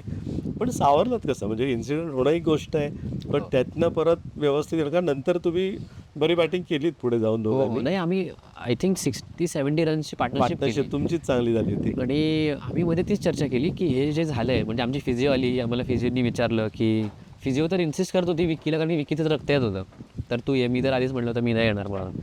पण मग मी पण विक्कीशी बोललो की भाऊ, म्हटलं आपण दोघं सेट झालो सेट झालो आणि आपल्याला माहिती आहे आणि आपण आपली जितकी पार्टनरशिप लांबणार, कारण की टार्गेट एवढं मोठं नव्हतं, सो त्यांच्यावर प्रेशर असणार. सो आपण ट्राय करू की जितकं अजून घेऊन जाता येईल, जितके अजून जास्त रन्स करू आत्ता, तितकं आपल्या येणाऱ्या बॅटर्सला इझी होईल.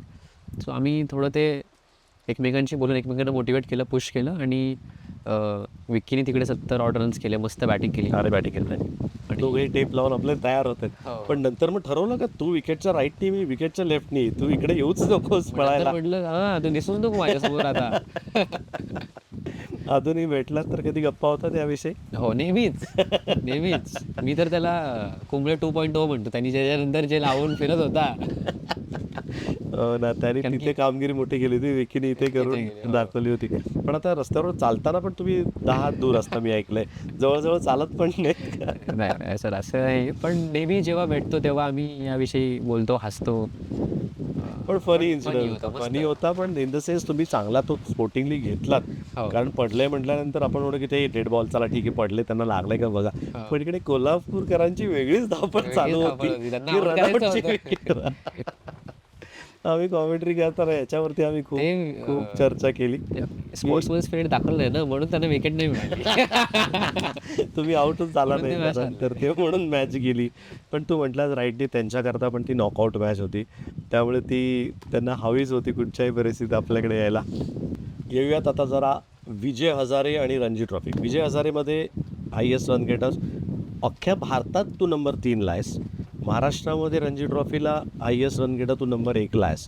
तर मागचं वर्ष तुझ्याकरता तसं पाहायला गेलं तर खूप चांगलं गेलं आहे. तर थोडं त्या वर्षाकडे येऊया. काय वेगळं केलं होतंस का? मी सर त्यावर्षी माझं MPL पण चांगलं गेलं होतं त्याच्या आधीचं. सो मला तो कॉन्फिडन्स पण होता आणि त्यावर्षी रणजी ट्रॉफीच्या आधी जे प्रिपरेशन झालं महाराष्ट्राचं ते खूप सुंदर झालं. सोलापूरला मॅचेस खेळलो आम्ही, तिकडेही मी चांगलं परफॉर्म केलं होतं. ओव्हरऑल त्याच्या आधी जे इंडोरमध्ये मी खूप टाईम स्पेंड केला माझ्या बॅटिंगवर, थोड्याशा टेक्निकल गोष्टी वर्क केल्या आणि म्हणजे त्याच मी खूप प्रिपरेशन केली होती त्या सीझनसाठी, टू द सीझन जाण्यासाठी. आणि मी आय थिंक खूप व्हिज्युअलाइज पण केलेलं आणि ते हेल्प केलं मला कुठेतरी. मी फर्स्ट मॅचला 100 केली माझ्या रणजी ट्रॉफीच्या त्या सीझनच्या अगेन्स्ट जम्मू काश्मीर आणि त्या इनिंगनी पण मला खूप कॉन्फिडन्स दिला. माझ्या 2-3 इनिंग परत त्याच्यानंतर खराब झाल्या, बट बिकॉज माझं प्रिपरेशन खूप चांगलं झालेलं आणि मी प्रिपरेशनवर खूप बिलीव्ह करत होतो गेल्या वर्षी. तर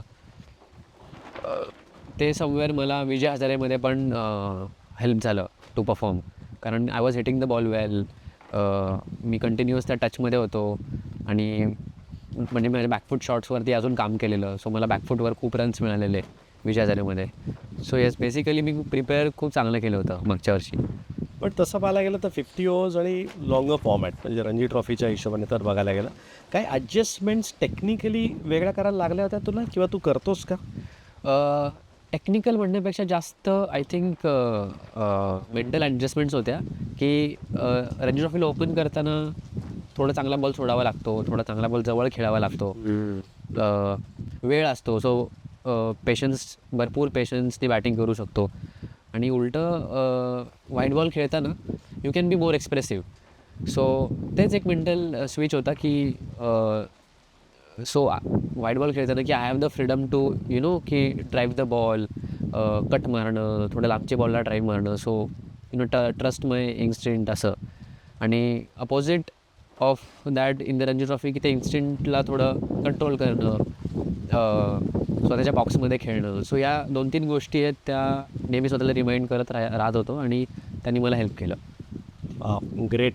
तसं पाहायला गेलं तर मला विचारशील तर तुझी जबाबदारी आमच्या दृष्टीने वाढलेली आहे, कारण मागच्या वर्षीचा highest run getter all India number 3, महाराष्ट्रामध्ये नंबर 1. त्यामुळे तुझ्याकडे यंदाचं वर्ष आता MPL येते थोड्या दिवसामध्ये, त्यामुळे ॲज अ कॅप्टन तुला खूप खूप शुभेच्छा. All the very best. Thank you. मागच्यासारखी परत धडक काही होऊ दे नको बाबा, तेवढी काळजी घे. विकीला यावेळेस सांग की तू रस्त्याच्या पलीकडनं पळ, विकेटच्या त्या बाजूनी, मी विकेटच्या या बाजूनी. त्यामुळे तिकडनं कम्युनिकेशन करा. म्हणजे मला असं वाटतं युवराज नाही का, युवराज सिंग ज्यावेळेस खेळायचा त्यावेळेस पलीकडच्या देशातल्या दुसऱ्या विकेटच्या पलीकडे उभं राहायचा. तसं तू विकीला सांग की त्या तिकडे जा, पॅचच्या जवळ येऊ नको. आपण आहोत एक छोटासा वॉकी टॉकी तुम्हाला देऊ दोघांना बोलायला, म्हणजे कम्युनिकेशन करता येईल. पण त्या रनमध्ये पण तो चुकीचा पळायला होता बरं का. त्यांनी नॉन स्ट्रायकर या बाजूला असेल तर त्यांनी तिकडून पळायला पाहिजे. स्ट्रायकर मी विकीला बोलेल, त्याशी पण मी बोलणार आहे. तर तो आला की हे मी आवर्जून त्याला विचारेन की सिद्धेशचं म्हणणं हे आहे की तू चुकीचा पळाला होतास, मी बरोबर. ऑलराईट फ्रेंड्स, थांबूया इथेच थांबूया. गप्पा भरपूर मारता येतील आपल्याला, पण पुढच्या सेगमेंटकडे आपल्याला जायचं आहे. Home stories build by Ranade realtors, ते पण पाहायचं आहे. घरी जाऊया, घरी गप्पा मारूयात, बघूया आई बाबा कशी याची खरडपट्टी काढतायत, बघायला लागेल आता आपल्याला. पण थँक्यू व्हेरी मच आणि ऑल द व्हेरी बेस्ट. असेच रन्स करत राहा. मागच्या वर्षी तू नंबर 3 होतास, यावर्षी नंबर 1 वरती जा आणि MPLसाठी येणाऱ्या खूप खूप शुभेच्छा. Thank you sir. Thank you for having me on your show. My pleasure. Thank you. भेटूया पुढच्या सेगमेंटमध्ये. यशस्वी प्लेयर होण्यासाठी लागते ती मेहनत, सातत्य आणि प्रामाणिकपणा. हीच मूल्ये जपत रानडे रिअल्टर्स गेली 135 वर्ष बांधकाम क्षेत्रात आपली वेगळी ओळख निर्माण करत आहेत. आजच्या सिरीजमध्ये आपण भेटणार आहोत अशाच एका प्रेरणादायी चॅम्पियनला. Ranade realtors presents inspiring stories at home with champion.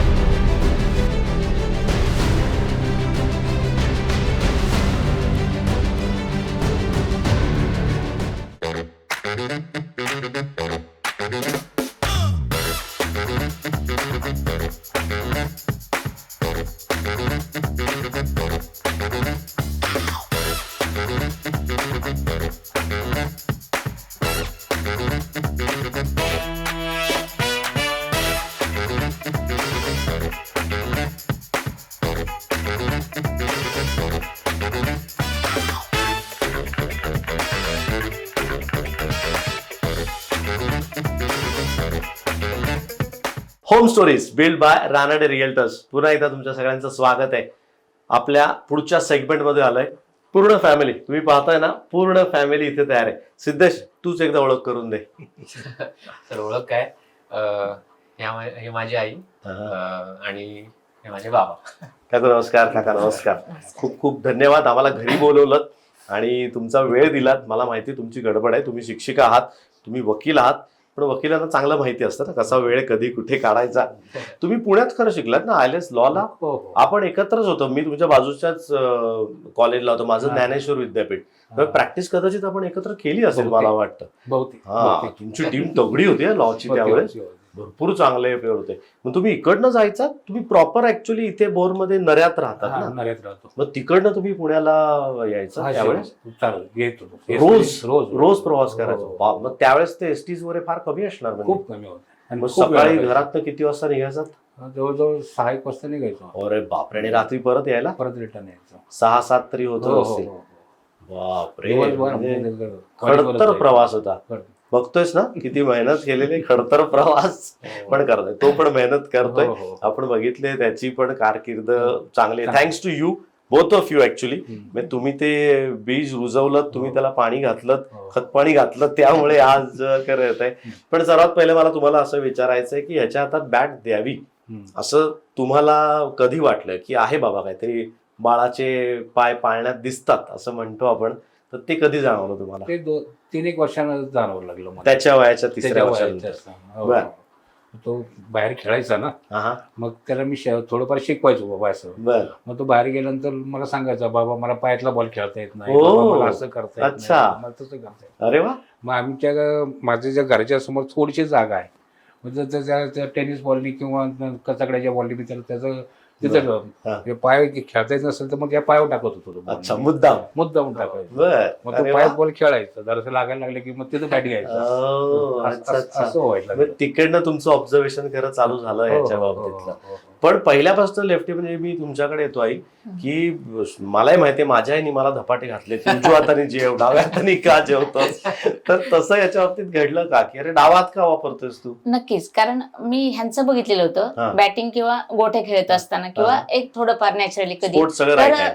तो त्यांच्याकडून डायरेक्ट यायचा. अच्छा. पण जो हा झाल्यानंतर तर तो सतत डावाच हात पुढे घ्यायचा हो, पहिल्यापासून. लिखाणासाठी बाकीच्या गोष्टीसाठी, कारण ते नॅचरली यायचं. बरं. पण माझा विचार कसा यायचा की नाही, सगळं आपल्याकडे कसं उजव्या हाताने सगळ्या बरोबर, गोष्टी करायला हो, पाहिजे. हो. मग तो टाकायला लागला की नाही, गोटी ह्या हातात नाही धरायची, पेन ह्या हातात धरायचं नाही, बॅट ह्या हातात धरायची नाही, असं म्हणजे नाही, उजव्याचा प्रयत्न कर. अच्छा. म्हणजे लेखन सुद्धा कदाचित तो डाव्याने शिकला असता, पण मी उजव्या हातातच पेन पण दिला त्याला. लिहितोस तू राईट हा, हा. हा, कारण हे माझं कंपल्सरी झालं म्हणजे माझ्याकडून. टीचर दिसतायत हा, बरोबर, हा. तुझ्यावरती शिक्षिकेने सांगितलेलं आहे उजव्या हाताने. नाही, स्ट्रिक्ट वाटत नाही मला. मी बराच वेळ त्यांच्याशी गप्पा मारतोय. उगाच तू काही लोकांना भीती घालू नकोस तुझ्या आईची. पण मग तू राईट हँडने लिहितोस आणि सगळ्या बाकीच्या गोष्टी लेफ्ट Left हँडने, handने तुझं बॅटिंग वगैरे सगळं बॉलिंग आणि थ्रो राईट हँडनी करतो. सो ऑफ स्पिन टाकतोस आणि लेफ्टी बॅटिंग करतो. टाळी वाजवताना लेफ्टने वाजवतो, अच्छा. गोट्या खेळताना डॉमिनन्स तुझ्या लेफ्ट हँडचा आहे तसं पाहायला बरोबर, बरोबर. इनिशियली हो स्टेजेस. हो जसं आई म्हटली तसं मी लेफ्टी होऊ शकलो असतो. हा, पण ज्या गोष्टीत मार खाल्ल्या त्या गोष्टी सगळ्या राईटी झाल्या. हा, असं झालं. त्यामुळे असं ते झालं. उजव्या हाताने करणं की भाग आता आई पडलंय. सांगते तर हे करायला पाहिजे मला आता हा. कंपल्सरी, की हे असं करूया, मग असं कर, असं पण झालं. तुला वाटतं त्यांनी फायदा झाला कारण ऑप्शन्स वाढले राईट? हो, म्हणजे नक्कीच की बॅटिंग लेफ्टी आणि बॉलिंग राईटी, सो हे खूप रेअर कॉम्बिनेशन असतं ना. सो मला इव्हेंच्युअली आता खेळताना जाणवते की ते खूप फायदेशीर ठरलं माझ्यासाठी. ह्याच्याच वरती एक किस्सा सांगतो तुम्हाला. आपण एक क्लब लेवलची मॅच खेळत होता, लहान होतो त्यावेळेस, मी मॅच पाहत होतो, रादर मी कॉमेंट्री पण त्यावेळेस करत होतो. डगआउट मध्ये बसलो होतो आम्ही आणि हा राईट हँडनी थ्रो करतो, कोणाच्या लक्षात नव्हतं. आणि हा लेफ्टी म्हटल्यानंतर रन तिथे, अरे वो राईट हँड से करेगा थ्रो, पता ही नाही, मला कळलंच नाही तो राईटनी जोरात मारतो. पण हा पण फरक असतो, हो. कारण सगळ्यांनाच माहित नसतं की तू लेफ्टी राईटी दोन्ही हात तेवढे चांगले वापरू शकतो. म्हणजे लेफ्ट साठी यांना थँक्यू म्हण, राईट साठी आईला थँक्यू. पण तुमचं क्रिकेट तुम्ही लॉ कडनं खेळत होतात, मग नंतर चालू ठेवलं, अजूनही तुमचं क्रिकेट चालू आहे. आम्ही बघितलं मगाशी तुम्ही बॉलिंग सुद्धा मशीनवरती जोरदार तुमचे कार्यक्रम चालू होते. हो. मस्त फॅसिलिटी बनवले, तेव्हा सांगायचं राहिलं तुम्हाला. पण काही खास उद्देश ठेवला तर की इथे आपण फॅसिलिटी बनवूया म्हणजे ह्याला प्रॅक्टिसला फरक पडेल? कधी बनवली ती फॅसिलिटी? हे वर्ल्ड कप घेऊन आल्यानंतर हा. म्हणाले की त्या काळामध्ये त्याला खेळायलाच चान्स नव्हता कुठे. ओके, कोविड वगैरे सगळं कोविड त्यानंतर होतं आलं आणि होतं. तो असं हे करायला लागलं की मला प्रॅक्टिस नाही, काही नाही. मग ते आम्ही मला वाटतं एका महिन्याच्या आत आम्ही बनवून घेतलं. अरे वा, पूर्ण ती फॅसिलिटी महिन्याच्या आत बनवली? महिन्याच्या आत बनवून घेतली. वा, आणि amazing. मग त्याचं प्रॅक्टिस आम्ही चालू केलं. बरं. म्हणजे लॉकडाऊन मध्ये कंटिन्यू प्रॅक्टिसच करत होता. हा, हा. मग त्यानंतर लक्षात आलं की आता हा गावाला तिकडे पुण्यात गेल्यानंतर ह्याला वेळ मिळाला नाही इकडे यायला, कधी मिळाला नाही. मग त्या अकॅडमीचा यूथ यासारखी अनेक मुलं घडावीत असा माझा उद्देश झाला. वा, म्हणजे आणि- तिथे तुम्ही आता स्वतःची हा. अकॅडमी तुमची हा. चालू केलेली आहे. हा, खेड्यातल्या मुलांसाठी अरे वा, व्हेरी गुड. मग इकडनं जवळपासची मुलं तिथे मुलं येतात. येतात. अरे वा. आणि इंडोर म्हणजे खरं मी इतकं क्रिकेट खेळलोय पण आता आम्हाला इंडोर माहित पडलंय, पण तुम्ही या मुलांसाठी आतापासूनच इंडोर फॅसिलिटी हो देताय. हो हो हो. वा, व्हेरी गुड. हा आता प्रॅक्टिस करतो तिथे छानपैकी, आणि हा नसेल तर मग इतर मुलं प्रॅक्टिस करत असतात. मग म्हणजे त्यांची भूमिका अशी होती त्यामध्ये की ती इंडोरची प्रॅक्टिस करण्यासाठी किंवा तो बॉलिंगवरचा मशीनवरचा बॉल खेळण्यासाठी याला जो आटापिटा करावा लागलेला आहे की एक एक तास तिथं मिळवण्यासाठी, मग ती इथं जर मी उपलब्ध केली तर ग्रामीण भागातल्या मुलांना इथंच ती छानपैकी उपलब्ध वा. होईल. चांगली आणि गोष्ट आहे. जे मला अडचणी आल्या ह्याच्यासाठी ते इतर मुलांना नाही, ज्यांच्याकडे स्किल आहे छान, ते वा. पुण्यापर्यंत येऊ शकत नाहीत, हम्म. मग त्यांच्यासाठी ते फायदेशीर होईल असा एक होता. मग ह्याचा अंडर-19 झालं, त्याच्यानंतर ह्याला इंग्लंड दौऱ्यावर जायचं होतं. कोरोना नंतर लगेच बंद होईल सगळं हो. असं काही वाटत नव्हतं. हम्म. पण मग तेवढ्या वेळात काय करता येईल, शिवाय समजा जर जायचंच म्हटलं तर त्याची प्रॅक्टिस कुठं होणार. मग तो 1 महिन्यामध्ये त्यांनी तो पूर्ण पूर्ण setup तो उभा सेटअप केला. उभा केला. म्हणजे त्यांच्याकडे ती जबरदस्त की त्याच्यासाठी काही पण करण्यासाठी त्यांची धडपड असायची. हे मी त्याला मिळवून देणार, हे अशा पद्धतीने मी करेन.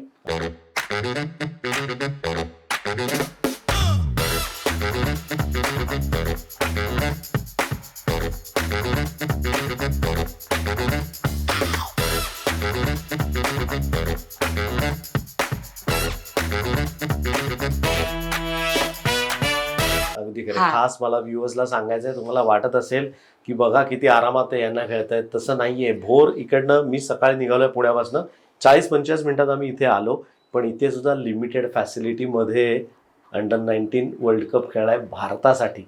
साधी गोष्ट नाही, लक्षात ठेवा. मेहनत आहे याच्यामध्ये. हॅट्स ऑफ पुन्हा एकदा अजून तुझ्याकरता. पण आपण पुण्यापासून दूर आहोत, आपल्या लिमिटेशन्स आपल्याला माहिती आहेत, किंवा त्यांना देखील माहिती होतं की पुण्यासारखं तुम्ही, पुण्यामध्ये मुलं सकाळ दुपार संध्याकाळ हवं तेव्हा ग्राउंडला जाऊ शकतात. तर ह्या सगळ्या लिमिटेशन्स असून सुद्धा ह्याची तुम्ही मानसिकता किंवा मानसिक तयारी कशा करायच्यात की नाही, जा पुण्याला, खेळ तिथे, प्रॅक्टिस कर, मेहनत कर, त्याकरता काही वेगळे इंजेक्शन? नाही नाही नाही, त्याला मुळातच आवड होती खूप. अच्छा. म्हणजे तो फक्त सकाळी उठायला त्रास देत होता. अजूनही देतो ना? हा, तो उठला ना, आंघोळ झाली हा. की मग तो एकदम फ्रेश, म्हणजे तो Fresh, मग काही करायला सांगा. मग काही पण. ओके. पण तोपर्यंत उठस तोपर्यंत मला त्रास व्हायला लागला. मग ती जबाबदारी तुमच्याकडे का यांच्याकडे नाही, असायची? पण याच्यामध्ये ह्याचं प्रत्यक्ष यांची आवड आणि याची स्वतः त्याच्यावर घेण्यासाठी परिश्रम, मेहनत वगैरे, किंवा मला खेळायचंय, तो आनंद मिळवायचा आहे, ह्यांचं कॉम्बिनेशन छान व्हायचं. पण हा अभ्यासाला पण खूप हुशार होता. अच्छा, बर. त्याच्यामुळे एक जो माझ्याकडे शिक्षक असल्यामुळं असं लक्षात यायचं की हा वेळ ते उगाच त्याचा दुसरीकडे घालवतात. म्हणजे दोघांचे इंटरेस्ट वेगळे हा, होते. हा. आणि कॉन्फ्लिक्ट ऑफ इंटरेस्ट. तो गुणवत्तेत टॉपरच होता. म्हणजे अच्छा. कधी तो पैकीच्या पैकी शाळेमध्ये व्यवस्थित अभ्यास. हा. Mark Wow. पहिला नंबर. अभ्यास वगैरे अरे सगळं वा. छान. बरं. अगदी त्याची पहिलं असताना 40 पर्यंत पाडे, 40 पर्यंत पाठ पाठ होते. होते.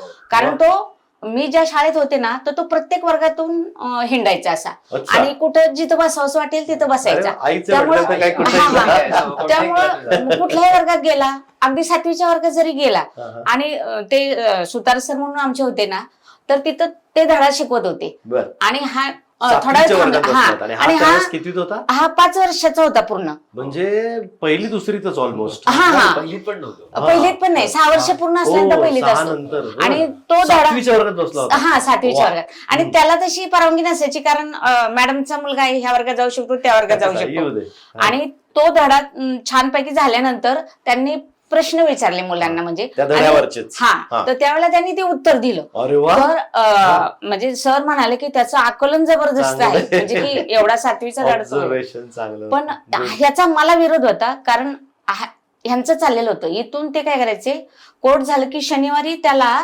प्रॅक्टिसला पुण्याला घेऊन जायचे गाडीवर. 2 दिवस तुम्ही पुण्यात राहायचात मग? नाही, संध्याकाळी तिथं. अरे परत यायचे. बापरे. मग बरं. पहाटे इथून निघायचं हा. 2 व्हीलरवर. बरं. त्याची सॅक, मागे त्याचा बसलेला हा आपला. हा 10 वर्षाचा झोपायचा समजा नाही ना गाडीवरती? झोपायचा नाही, येताना. अरे बापरे, बांधून ठेवा. तिकीट बॅग हा. आणि ती 2 व्हीलर हा. म्हणजे सकाळी जायचं इथून हा, हा. मॅचला तिथे 6ला मैदानावर समजा पोहोचायचं प्रॅक्टिसला वगैरे. ओके. संध्याकाळी 11 11:30 आम्ही त्याची आजी आम्ही सगळे वाट बघत असायचो, कारण एवढा दमल्यानंतर तो कधी नॅचरली येणार? 1-2 वेळा हो, तरी बरोबर. तो डुलकी पेंगायचा लागला. हा. आणि हे मग त्यांनी दर शनिवार सुरू केलं. आणि कुठे प्रॅक्टिसला यायचं तुम्ही? नेहरू स्टेडियमला जातो. नेहरू स्टेडियमवरती यायचं. वा, म्हणजे तिथे सुरुवातीला विकेट वगैरे माहितीच हा. नसायचं. काय माहितीच नव्हतं स्टेडियमच कुठं आहे. हो, कोणाकडे करायचं नेहरू स्टेडियमला? तिथे बाबू सर म्हणून बाबू होते. सर. बाबू सरांकडे. अरे वा, बर. गेल्या गेल्या समोर हा, समोर, समोर. हा, म्हणजे क्रिकेटची काहीच आयडिया काय नव्हती. idea आम्हाला एवढंच नव्हतं. माहिती होतं पुण्यामध्ये एक स्टेडियम आहे, नेहरू स्टेडियम. तिथे प्रॅक्टिस होते practice आणि होते. टर्फ असतं. महत्वाचं म्हणजे हो. विकेट टर्फ असतं तिथे. हो. बर, मग त्यानंतर आणि आल्यानंतर त्याच्यानंतर मग त्यांनी शनिवार रविवार असं सुरुवातीला केलं, पण तिथं त्याची 2000 मुलांच्यातून निवड झाली. हो, आणि मग त्यावेळेला 500. केडन्स म्हणून होतं बघा. हो, तर cadence. त्यांनी मग सांगितलं की ह्याच्याकडे आहे, हम्म. तर तुम्ही याला जरा दुसरीकडे अजून ट्राय करा म्हणजे. बर, बर. पण आता इथून हडपसरला परत जायचं म्हणजे. हम्म. तर मग त्यांनी ठरवलं की आपण निर्णय थोडस ह्याला घेऊन मी शिफ्ट होतो. पण अशा वेळेला आमच्या घरात आमचं room अडचणी नव्हते ना. निर्माण झाल्या. बरोबर. हा, काहीच नाही. हा. पुण्यात आम्ही विचारच केला नव्हता तिथं की आमचं काय असावं. आम्ही इकडेच म्हणजे ह्यांचा व्यवसाय पूर्ण. रूम मध्ये आम्ही दोघं जे गाळ पद्धत असते ना हो. 15 एक जण, हा, हा. त्यामध्ये आम्ही दोघंच राहत होतो. बर, आणि मी कुठे ते कसं काम केलं होतं, हा के मार्केटच्या तिथे. अच्छा, सातारा रोडला केके मार्केटच्या तिथे तिथे. ते पुढे मग आम्ही अरे, वाव. जे माझे मित्रमंडळ राहत हा, हा. होते सगळे कामाला मला हो, हो, जायचे. हो. आणि मला राहायची सोय नव्हती. हा, हा. मग ते मी वकील असल्यामुळे एकाचं काम केलं होतं मी. हा. ते म्हणले इकडे तिकडे बघू नका, या. बर, मग ते आम्ही 7-8 तिथेच राहिलो त्यांच्यामुळे. वाव, हो. अमेझिंग. हो. हे स्ट्रगल म्हणजे फार वेगळं आहे ऍक्च्युली. टेरिफिक. आणि त्याच्या अगोदर आम्ही मग जेवणाचं वगैरे काय करायचा? डबा, टिफिन, हॉटेलवरती पूर्ण? नाही, नाही. एक मेस लावली होती. आईची एक अच्छा. मैत्रीण होती हा, हा. तिथेच जवळपास राहायला. बर. तर मग आईने तिच्या मैत्रिणीला कॉन्टॅक्ट केला होता आणि डबा. सांगितलं की 2 वेळेचा डबा तुम्ही ओ. देऊ शकाल का? मग वाव. तसं ही स्टोरी कोणालाच माहिती नाही हा. हम्म. हे लपून ठेवलंस तू इतके दिवस. पण नाही, हॅट्स ऑफ परत तुम्हाला सुद्धा की मुलासाठी तुम्ही एवढा निर्णय घेतलात आणि स्वतःचे हाल. हो. कारण का तर ह्याला व्यवस्थित तिथे व्यवस्थित. खेळायला मिळावं, प्रॅक्टिस. आणि त्याच कुठे केडीन्सला खेळत होतास तू? आणि- पहिले मी 8 महिने मी केडन्सला होतो. बर. कारण म्हणजे तेव्हा सगळे म्हणायचे केडन्स हो, obviously. One of the best Yes. Academy आहे. सो मग तिथे मला म्हणजे बाबांना सजेस्ट केलेलं. हा. जे नेहरू काही लोक ओके. खेळत होते. खेळत तिथे होते कोच इथे. कोण होतं केडन्सला? केडन्सला तेव्हा हर्षल पाठक सर होते. अच्छा, coach. हर्षल आणि पाठक. भावे सर यायचे कधी. अच्छा, सुरेन पण असायचा. हा. हा. सो ते म्हणले तिकडे त्यांच्या अंडर गायडन्स अजून तो बेटर वा, चांगला फरक पडला नक्कीच. सो 8 महिने मी तिथे प्रॅक्टिस केली. आणि इन्व्हिटेशन्स जे इम्पॉर्टंट असतात तर तिथे काय टीम मध्ये जागा बनवते, कारण की मी 11 वर्षाचा 12 वर्षाचा होतो. हम्म. 12. तर पण 11, थोडं सॉरी मध्येच थांबवते तुला मी. 11-12 वर्षाचा तू आईपासून दूर राहायचं, एक. हो. दुसरं म्हणजे स्वतःच्या घरी राहायचं नाही, 2. तिसरं म्हणजे अनोळखी लोक सगळी एवढी 10-12 जण हो. त्यांच्यामध्ये राहून जायचं. तर तू कसं केलास? म्हणजे मला कोण म्हटलं असतं तर माझ्यासाठी शक्य नव्हतं बाबा. कसं मॅनेज केलंस तू? सर पहिली गोष्ट क्रिकेट प्रायोरिटी, म्हणजे क्रिकेटवर इतकं प्रेम होतं. क्रिकेट काही करून क्रिकेट खेळायचं होतं आणि क्रिकेट भोरमध्ये राहून खेळता येणार नव्हतं आणि प्रोफेशनल लेदर बॉल क्रिकेट खेळायचं होतं. सो माझ्या डोक्यात तेच होतं की मला क्रिकेट खेळायचं, तर माझ्या आजूबाजूला कोण आहे, काय आहे. मला माझे बाबा आहेत माझ्या बरोबर, मग मला कोणत्याच गोष्टी अडचण येणार नाही एवढं मला माहिती होतं. मग कुठेही राहायला मिळालं तरी काही हरकत नाही असं वाव, होतं. परफेक्ट. तर त्याच्यामुळे कधी असा विचारच नाही आला की इथे राहायला प्रॉब्लेम वगैरे.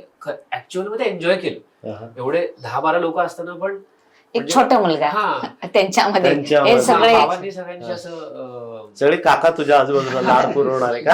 हो, त्यांची लाईफ बघणं की बाबा काही काही लोक कोणते युपीएससी वगैरे. अच्छा, कोणी प्रिपरेशन करताय, हा. कोणी ऑफिस काही मध्ये दुकानात येतंय, काही कोणी कामाला. नोकरी धंदा करून येतंय. हा. वा. पण मग काय सांगशील बाबांना आणि आईला, हे त्यांचं सॅक्रिफाईस तुझ्या करता जे होतं? म्हणजे सर मी आता विचार करतोय तर किती मोठा डिसिजन होता त्यांच्यासाठी पण. आणि त्यांनी मला याच्यामध्ये असं कुठेच फील नाही करवून दिलं की हे किती अवघड आहे, किंवा म्हणजे नाही का की ऍज अ मुलगा मी आता विचार करतोय तर मी माझ्या मुलाला समजा 100 वेळा विचार करू हा, आपण, अरे कदाचित कसं नसतं निघेल. केलं. हो. पण त्यांनी माझं ड्रीम पूर्ण करण्यासाठी त्यांनी एवढा मोठा डिसिजन, आपलं घर सोडून, आपलं गाव सोडून एवढं लांब माझ्याबरोबर राहणं, स्वतःचं जॉब सोडून म्हणजे याच्यासाठी काय शब्दच नाहीत, काय बोलूच नाही शकत. आय नो सर, नाही, मी म्हणजे तुम्हाला मी- थँक्यू म्हणतो. महाराष्ट्राला तुम्ही असा एक गुणी फलंदाज दिलेला आहात, त्याकरता तुमच्या दोघांचे खरंच अगदी हात जोडून म्हणजे तुमचे आभार. येस. याच्यासाठी मी एक पॉइंट सांगेल हा. की हे त्यावेळेला साधारण 38-40 वर्षाचे असतील. तोपर्यंत त्यांनी कुठलंही घरातलं काम त्यांना कसलंही माहित नव्हतं. पण ह्या मुलासाठी त्यांनी जेव्हा निवड होत होती त्यानंतर त्यांनी ठरवलं की आता पुण्यात राहायचं. आणि हे मुलाला सुद्धा त्या सगळ्या लोकांच्या बरोबर राहणं मुलासाठी धोकादायक आहे हे त्यांनी ओळखलं. त्याच्यानंतर मग त्याला एकटं घेतलं पाहिजे, कारण ही सगळी वेगळ्या प्रकारची लोक आहेत. बरोबर. संगत तर लागू हा छोटा शकते, छोटा भाषा मुलगा आहे, वेगळी. तर बरोबर. मी काय करू शकतो. मग त्यांनी प्रयत्न केला की एक रूम आपल्याला मिळेल का. मग थोडं दुसऱ्या एका पाहुण्यांना सांगितलं की आम्हाला थोडीशी तुमची रूम द्या थोडा दिवस. मग त्यांनी 2-1 महिने दिली. मग तिथे त्यांना लागत होती, मग दुसरी परत त्यांनी एक शोधली. आणि त्या ठिकाणी मग स्वयंपाक करण्यापासून तुम्ही स्वतः बनवायचा? म्हणजे वा. ज्या आईची मैत्रीण जवळ नव्हती ना. हा. मग वाव. त्यावेळेला ते स्वतः चपात्या शिकले, स्वतः भाजी, त्याचं डाएट वा. सांभाळणं, त्याला अंडी उकडून देणं किंवा त्याला आंघोळ घालणं, त्याचे कपडे धुणं, झाडलोट great. करणं, स्वयंपाक करणं. आज इथलं जे राजगड सहकारी साखर कारखाना त्याचे ते लिगल ऍडवायझर होते आणि भाजपचे पुणे जिल्ह्याचे उपाध्यक्ष होते. हे व्यक्तिमत्व इथं सगळं नावाजलेलं होतं वकील म्हणून. ह्या सगळ्या प्रायोरिटी, हे सर्व त्यांचं काम, बाजूला गुणवत्ता ही सगळं बाजूला ठेवून याला जे प्रयत्न करायचे आणि ह्याचं स्किल दिसते आणि ह्याला जायचे देतं, ह्याची पण आवड होती. मग ह्यांचं सर्वस्वपणाला ह्यांनी इथं लावलं हे सगळं ठेवून. आणि वा. त्याच वेळेला आमच्या घरात आजारपण शिरली की ह्यांचे बंधू अच्छा. दोन्ही किडनी अचानक फेल, हो. सख्खे भाऊ? सख्खे भाऊ. बर. आणि जॉईंट फॅमिली होती. जॉईंट फॅमिली होती.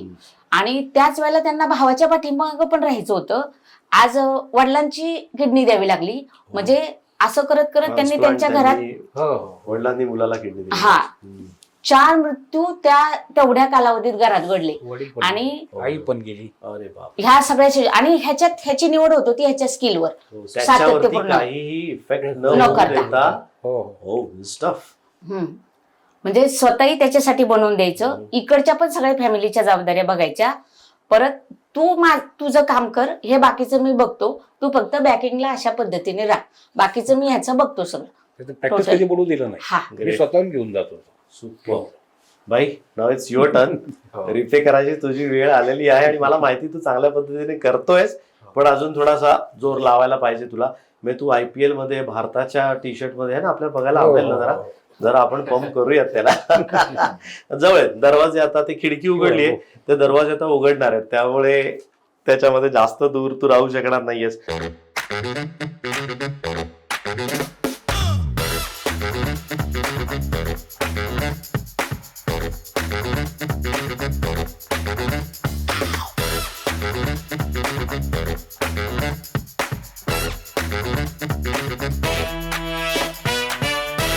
खरं येऊया आपण थोड्याशा त्या हलक्या फुलक्या वातावरणाकडे. एकदम मी पण जरा सेंटी झालोय, त्यामुळे जरा असं आपण येऊयात आपल्या छोट्या छोट्या प्रश्नांकडे. मजा मस्ती प्रश्न असतात, घरातल्या विषयी आमचे खरे प्रश्न असतात. कारण आपले जे स्पॉन्सर आहेत रानडे रिअल्टर्स, ते स्वतः अशीच छान छान घरं बनवतात तुमच्यासारख्या लोकांना राहायला. आणि घराच्या पेक्षा म्हणजे हाऊस आणि होम हा मधला जो इंग्लिशमध्ये 2 शब्द आहेत, ते घराला घरपण देणारी माणसं आपण म्हणतो, तशा प्रकारची लोक आहेत. तर घराला घरपण यामुळे मिळतं की कोणाकडे काय असतं, कसं असतं. तर छोटेसे आपण ते प्रश्न घेऊया. सर्वात मोठा प्रश्न, रिमोट कोणाकडे असतो तिघांपैकी? टीव्हीचा रिमोट जास्त करून फार पूर्वी यांच्याकडेच होता. अच्छा. माझा इथं जो टीव्ही आता दिसतोय अंडर 19ला तो घेतला. अच्छा. यांना टीव्हीचं भरपूर हे होतं, कारण बातम्या, जनरल नॉलेज, कारण वकील असल्यामुळं कायद्याचं सगळं, तर रिमोट फर्स्ट यांच्याकडेच. असं त्यांच्याकडे. तू अजून तिथे घुसलेला नाहीयेस. गुड. त्यांच्याकडेच राहू द्या. त्यांना बातम्या बघायला इतक्या आवडतात, त्यांच्याकडून कधी घेतलं. आणि मी समजा लहान असताना समजा कार्टून, आता तर बघत नाही, पण जेव्हा कार्टून घ्यायला तर ती चिडायची. म्हणून भावांचा रुद्रावतार दिसायचा का त्यावेळेस? पण आता मला वाटतं ते टीव्ही पाहतात तुझ्या करता. तुझं नाव कधी दिसणार आहे, तुझा स्कोर कुठे दिसणार आहे, तुझं नाव कुठे कुठे येत आहे. त्यामुळे मला वाटतं सध्या रिमोट अजून त्यांच्याकडेच राहू दे, कारण आता त्यांचे दिवस आहेत. You should relax, sit back आणि watch your matches. Great, very good. पुढच्या प्रश्नाकडे येऊया. जर समजा हा क्रिकेटर झाला नसता, तर तुम्हाला काय वाटतं काय झाला असता? हा सायंटिस्ट झाला असता. बर. अरे बापरे. नाही मग चांगला क्रिकेटर झाला. IAS ऑफिसर पण झालं. अजून पण आहे. वा वा वा. अभ्यास तुम्हाला काय वाटतं? नाही, गुणवत्ता त्याच्याकडं, त्याच्यासाठीच आमचे मतभेद व्हायचे. माझा विरोधच होता क्रिकेटच्या ह्या गोष्टीसाठी, किंवा म्हणजे पहिलं पण त्याला आता म्हणजे तुम्ही हा, बराच होता. वेळ बोलताय हा. की तुमचा अपोज होता हा, क्रिकेटसाठी म्हणून, पण आता बघताना की हा. आता जो हे ट्रॉफीज एवढ्या माझ्या बाजूला आहेत, MPLचा तो अविभाज्य घटक आहे, महाराष्ट्राच्या रणजी ट्रॉफी टीमचा तो अविभाज्य घटक आहे, अंडर 19 इंडिया भारतासाठी तो खेळून आलेला आहे. थोड्याच दिवसात तो MPL ला पोहोचणार आहे. त्याच्यानंतर एक राहुल द्रविड सारखे कोच त्याच्या पाठीशी आहेत, त्यामुळे भारतासाठी पण आपण एक लेफ्ट हँडर शोधतोय, तो कदाचित एक घडतोय इथे. तर हे सगळं बघताना आता तुम्हाला काय वाटतं? खूपच आनंद वाटतो, कारण ह्यांनी जे सगळं सोडून त्याच्यासाठी मेहनत घेतली आणि त्याला तिथं पोहोचवण्यासाठी प्रयत्न केले, आणि त्यांनी त्याचं चीज करण्यासाठी स्वतः मेहनत घेतली. म्हणजे तो पण अगदी घरी असेल, शाळेत असेल, कुठे असेल तरी त्याच्या डोक्यामध्ये बॉल कसा टाकायचा, बॅट कशी धरायची. अगदी मी त्याला झोपताना सुद्धा बघितलं तर त्याची बॅट त्याच्या झोपेला शेजारीच असायची, आणि उठला तरी तो लगेच आरशासमोरच असायचा. म्हणजे की इतर बाकीच्या गोष्टीकडे नसतात. पण तो आनंद खूपच आहे, म्हणजे की दोन्ही लोकांच्या मेहनतीचं हे फळ आहे छान. पण तुम्ही आता स्वतः क्रिकेट खेळत होता, खेळलाय, हा आता खेळतोय. आपण ग्राउंडला जायच्यामध्ये हर्डल करतो बघा, अशी टीम एकत्र येते, एकमेकांच्या खांद्यावरती काय बोलतात मला अजूनही पडलेलं कोण आहे, कारण आपल्या वेळेस आपण काय एवढं असं व्हायचं नाही. आता यांचं ते हर्डल म्हणजे बापरे, ते रिच्युअल आहे, ते करायलाच लागतं. तसं कधी घरात होतं का की बाबा हे दोघं, म्हणजे तुम्ही तसं पाहायला गेलात तर तुम्ही आता बॉईज हॉस्टेलमध्ये राहताय, यांच्या बरोबर राहताय, म्हणजे तर हे डॉमिनन्स असतो का तुमच्यावर? भरपूर असतो. तसे ते कडक पण तेवढेच. आता खूप संवेदनशील म्हणजे आहेत, भावनिक झालेत, पण ते होते म्हणून ह्याला घडण्यामध्ये वाटा. म्हणजे त्याला तबला शिकवणं असेल, किंवा त्याला इंग्रजीचं काही वेगळं देण्याचं असेल, किंवा काय त्याचे जे स्किल आहेत ते ग्रोथ करण्यासाठी त्यांनी ते प्रामाणिकपणे केलं पाहिजे, आणि ते करण्यासाठी त्याच्याकडून ते करून घेणं, याच्यासाठी ते कडकच होते. त्याच्यामुळे त्याचा फायदा ह्याला सगळ्या याच्यामध्ये झाला. पण आता थोडेसे ते भावनिक आहेत, म्हणजे की अरे असं, म्हणजे ठीक आहे, हलवे झालेत, नाहीतर खूप कडक. म्हणजे मी उलट असं म्हणेल की ह्यांच्याबरोबर ह्यांनी राहणं म्हणजे विस्थावा बरोबर राहण्यासारखं होतं. एवढा कडक स्वभाव होता, म्हणजे रिअल. आणि असं तुम्ही अगदी त्या गावाला जरी विचारलं ना तुम्ही, आता जाऊन ज्या गावातले ते आहेत नाऱ्यामध्ये, तर सगळ्या लोकांना माहित होतं की हे व्यक्तिमत्व जिथं शिरणार ना तिथं मोठं काहीतरी वेगळं घडणार. तुम्ही ऐकले का? थोडक्यात त्या स्वतःला कॉम्प्लिमेंट येतात, कारण इतक्या वर्षात त्यांनी तुमच्याबरोबर काढली. नाही, म्हणजे तेवढा स्वभाव होता विस्तव आणि पाणी असं हे कॉम्बिनेशन आहे, म्हणून इथे आता हिरा घडलाय असं म्हणायला हरकत नाहीये. म्हणजे ते ह्या मुलाला घेऊन जिथं होते ना त्या एका खोलीत राहायचे, तर आजूबाजूला पुणे विद्यापीठ वगैरे शिकणारी मुलं असायची, एखादी फॅमिली असायची, त्यांचे मला परस्पर फोन यायचे की अहो ह्या मुलाला किती त्रास आहे, तो एक बॉल त्या मिडलला बसण्यासाठी ते हजार बॉल ह्या दोन्ही दरवाजाच्या मधून टाकायचे, आणि ते सगळे बसले पाहिजे, एकदा तो परत रिपीट करायचं, आणि मग तिथं रात्रीचं त्यांचं ठॉक चाललेलं असायचं. आणि मग त्या मुलांची ज्यांची माझी ओळख झाली होती, अरे म्हटले असा त्रास सहन करणं सोपं नाही, तुम्ही त्याला घेऊन जा. पण म्हटलं हा परत ना, एवढा त्रास असतो का अशा 10-11 वर्षाच्या मुलाला? तर म्हटलं तो इथं जेवढा काढणार ना तेच त्याला फायदेशीर होणार, कारण आता जे तो करणार यांच्या पुढे तेच त्याला उपयोग पडणार आहे. तुम्ही आत्ताच म्हणाला होता की तो झोपताना बॅट त्याच्या उशाशी काम असायची, तर बॅट झोपेत कधी सिक्सर आउट ब्यूट अपील केलं नाही?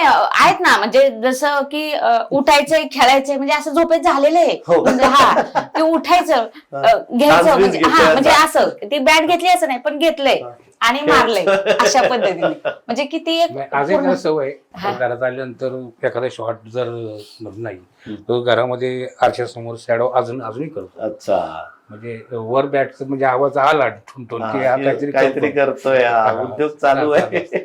म्हणजे बॉल त्याच्या हातात सारखं फिरवून असेल अजून त्याच्या हातात असतं.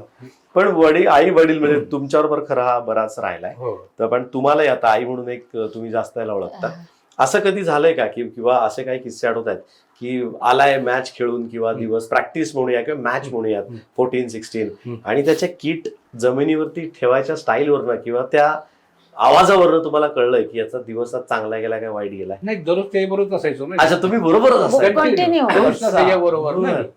काय मॅचला पण हो, बरोबर हो, नाही हो. मग म्हणजे तिथून ते match coaching बाबा बघायला बघायला असायचं? सगळंच ना. प्रत्येक मॅच बाबा बघायला. हा ते बरोबरच होते म्हणजे ह्याचं जेवढं आहे इव्हन फक्त स्टेटच्या बाहेरची मॅच, महाराष्ट्राच्या अच्छा. बाहेरच्या मॅचला बाबा नसायचे. पण ते ओके. समोरच सगळ्या मॅचेसला बाबा हो. नसायचे. खाण्यात एवढा पिण्यात- थकलेला असायचा ना हा.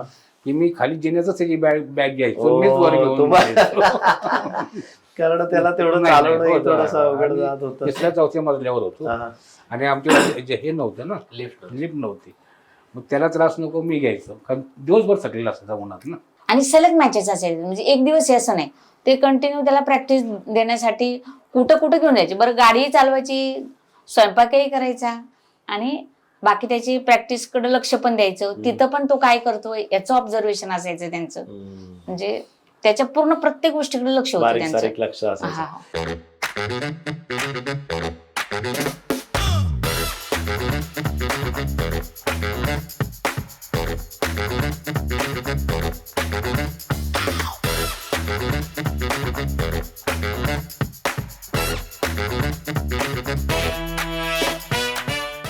तुझ्याकडे येतो सरळ सरळ.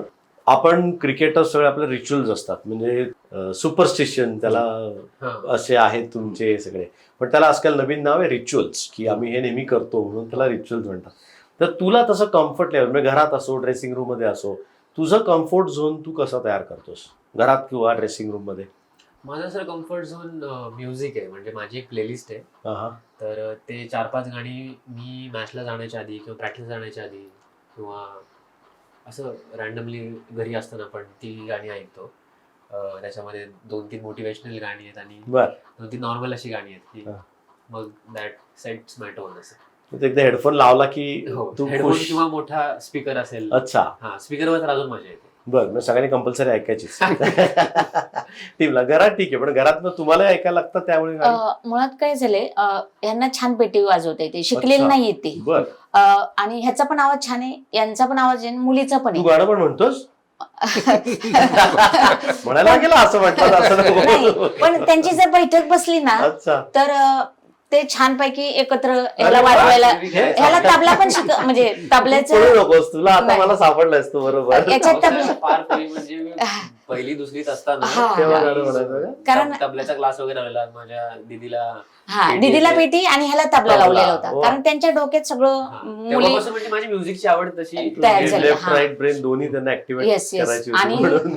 म्हणून मग पण तिच्या 2 परीक्षा पेटीच्या केल्या, याच्या तबल्याच्या केल्या. अरे वा. म्हणजे यांचं जे फोकस असायचं ना ती मुलं, त्यांनी स्टडी काय करायचा, त्यांनी अभ्यास काय करायचा, त्यांनी वाजवायला काय शिकायचं, एकत्र क्लासला कसं जायचं, हे त्यांचं सगळं होतं. आणि इथं घेऊन बसायचे, इथंच बसायचे. अच्छा. अजून आमच्या घरामध्ये पेटी, तबला सगळं सगळं आहे. साहित्य त्या वेळेला. मी टाइम तुम्ही इथंच हॉलमध्ये हा, आपला हा. तुमची सगळी. म्हणजे तो तबला शिकतो तर त्याची एक ढोलकी आणण्यासाठी हा. ते पार वेल्हेला गेले आणि अरे त्यासाठी ते बापरे. बनवून आणलं तयार करून. अरे वा. म्हणजे त्यांचं त्याच्यासाठी आहे आणि त्याला फुल महफिल घरात बसायची. हो, हो, सही. आणि- हो, पुण्याला आता होतं का नाही? नाही ना. नाही साऊंड म्हणजे गाणी आहे. अच्छा, अच्छा. तर तिथं ते ऍक्च्युली तुला बरोबर आहे. तो विषय बरोबर. त्यावेळेसच संपला. हो, हा, okay, तिथेच. okay. हा, नाही, तेच obviously थांबलं. क्रिकेटला वेळ एवढा द्यावा लागत होता त्यामुळे मी इतर बरोबर, गोष्टींवरती. बरोबर. पण Like- एक गोष्ट महत्वाची आहे की तुमच्या दोघांसाठी म्हणून तुमच्या घरामध्येच अनालिसिस व्यक्ती करणारी व्यवस्थित आहे, त्यामुळे तुम्ही जी पण गोष्टी करतात ते त्यांचं बारीक लक्ष आहे आणि ते सगळं मेजर होतंय बरं का. हो हो ठीक मला माहिती आहे ते. कारण नंतर आपल्याकडे आजकाल त्याकरता वेगळा माणूस बघतो हो, हो. की जो लॅपटॉप घेऊन असतो, मग तू ऑफ साईडला किती मारले, लेग साईडला किती मारलेस, समोर किती खेळ आहे, माय किती खेळ आहे. तसं तुम्ही यांच्या जीवनात त्यांना एकदम चांगलं ऑब्झर्व करताय आणि हा. त्यांनी अनालिसिस तुमचं आणि त्याचा फारच भारी आहे. आनंद आता जरी कोणी कुठे एकत्र नसेल, हा. आता आम्ही कामानिमित्त सगळेच वेगवेगळ्या ठिकाणी आहोत, तरी पण ते क्षण आम्ही अनुभवलेले आहेत. अगदीच. की बाबा लाईट गेल्यानंतर आपण 1 तास इथे छानपैकी वा.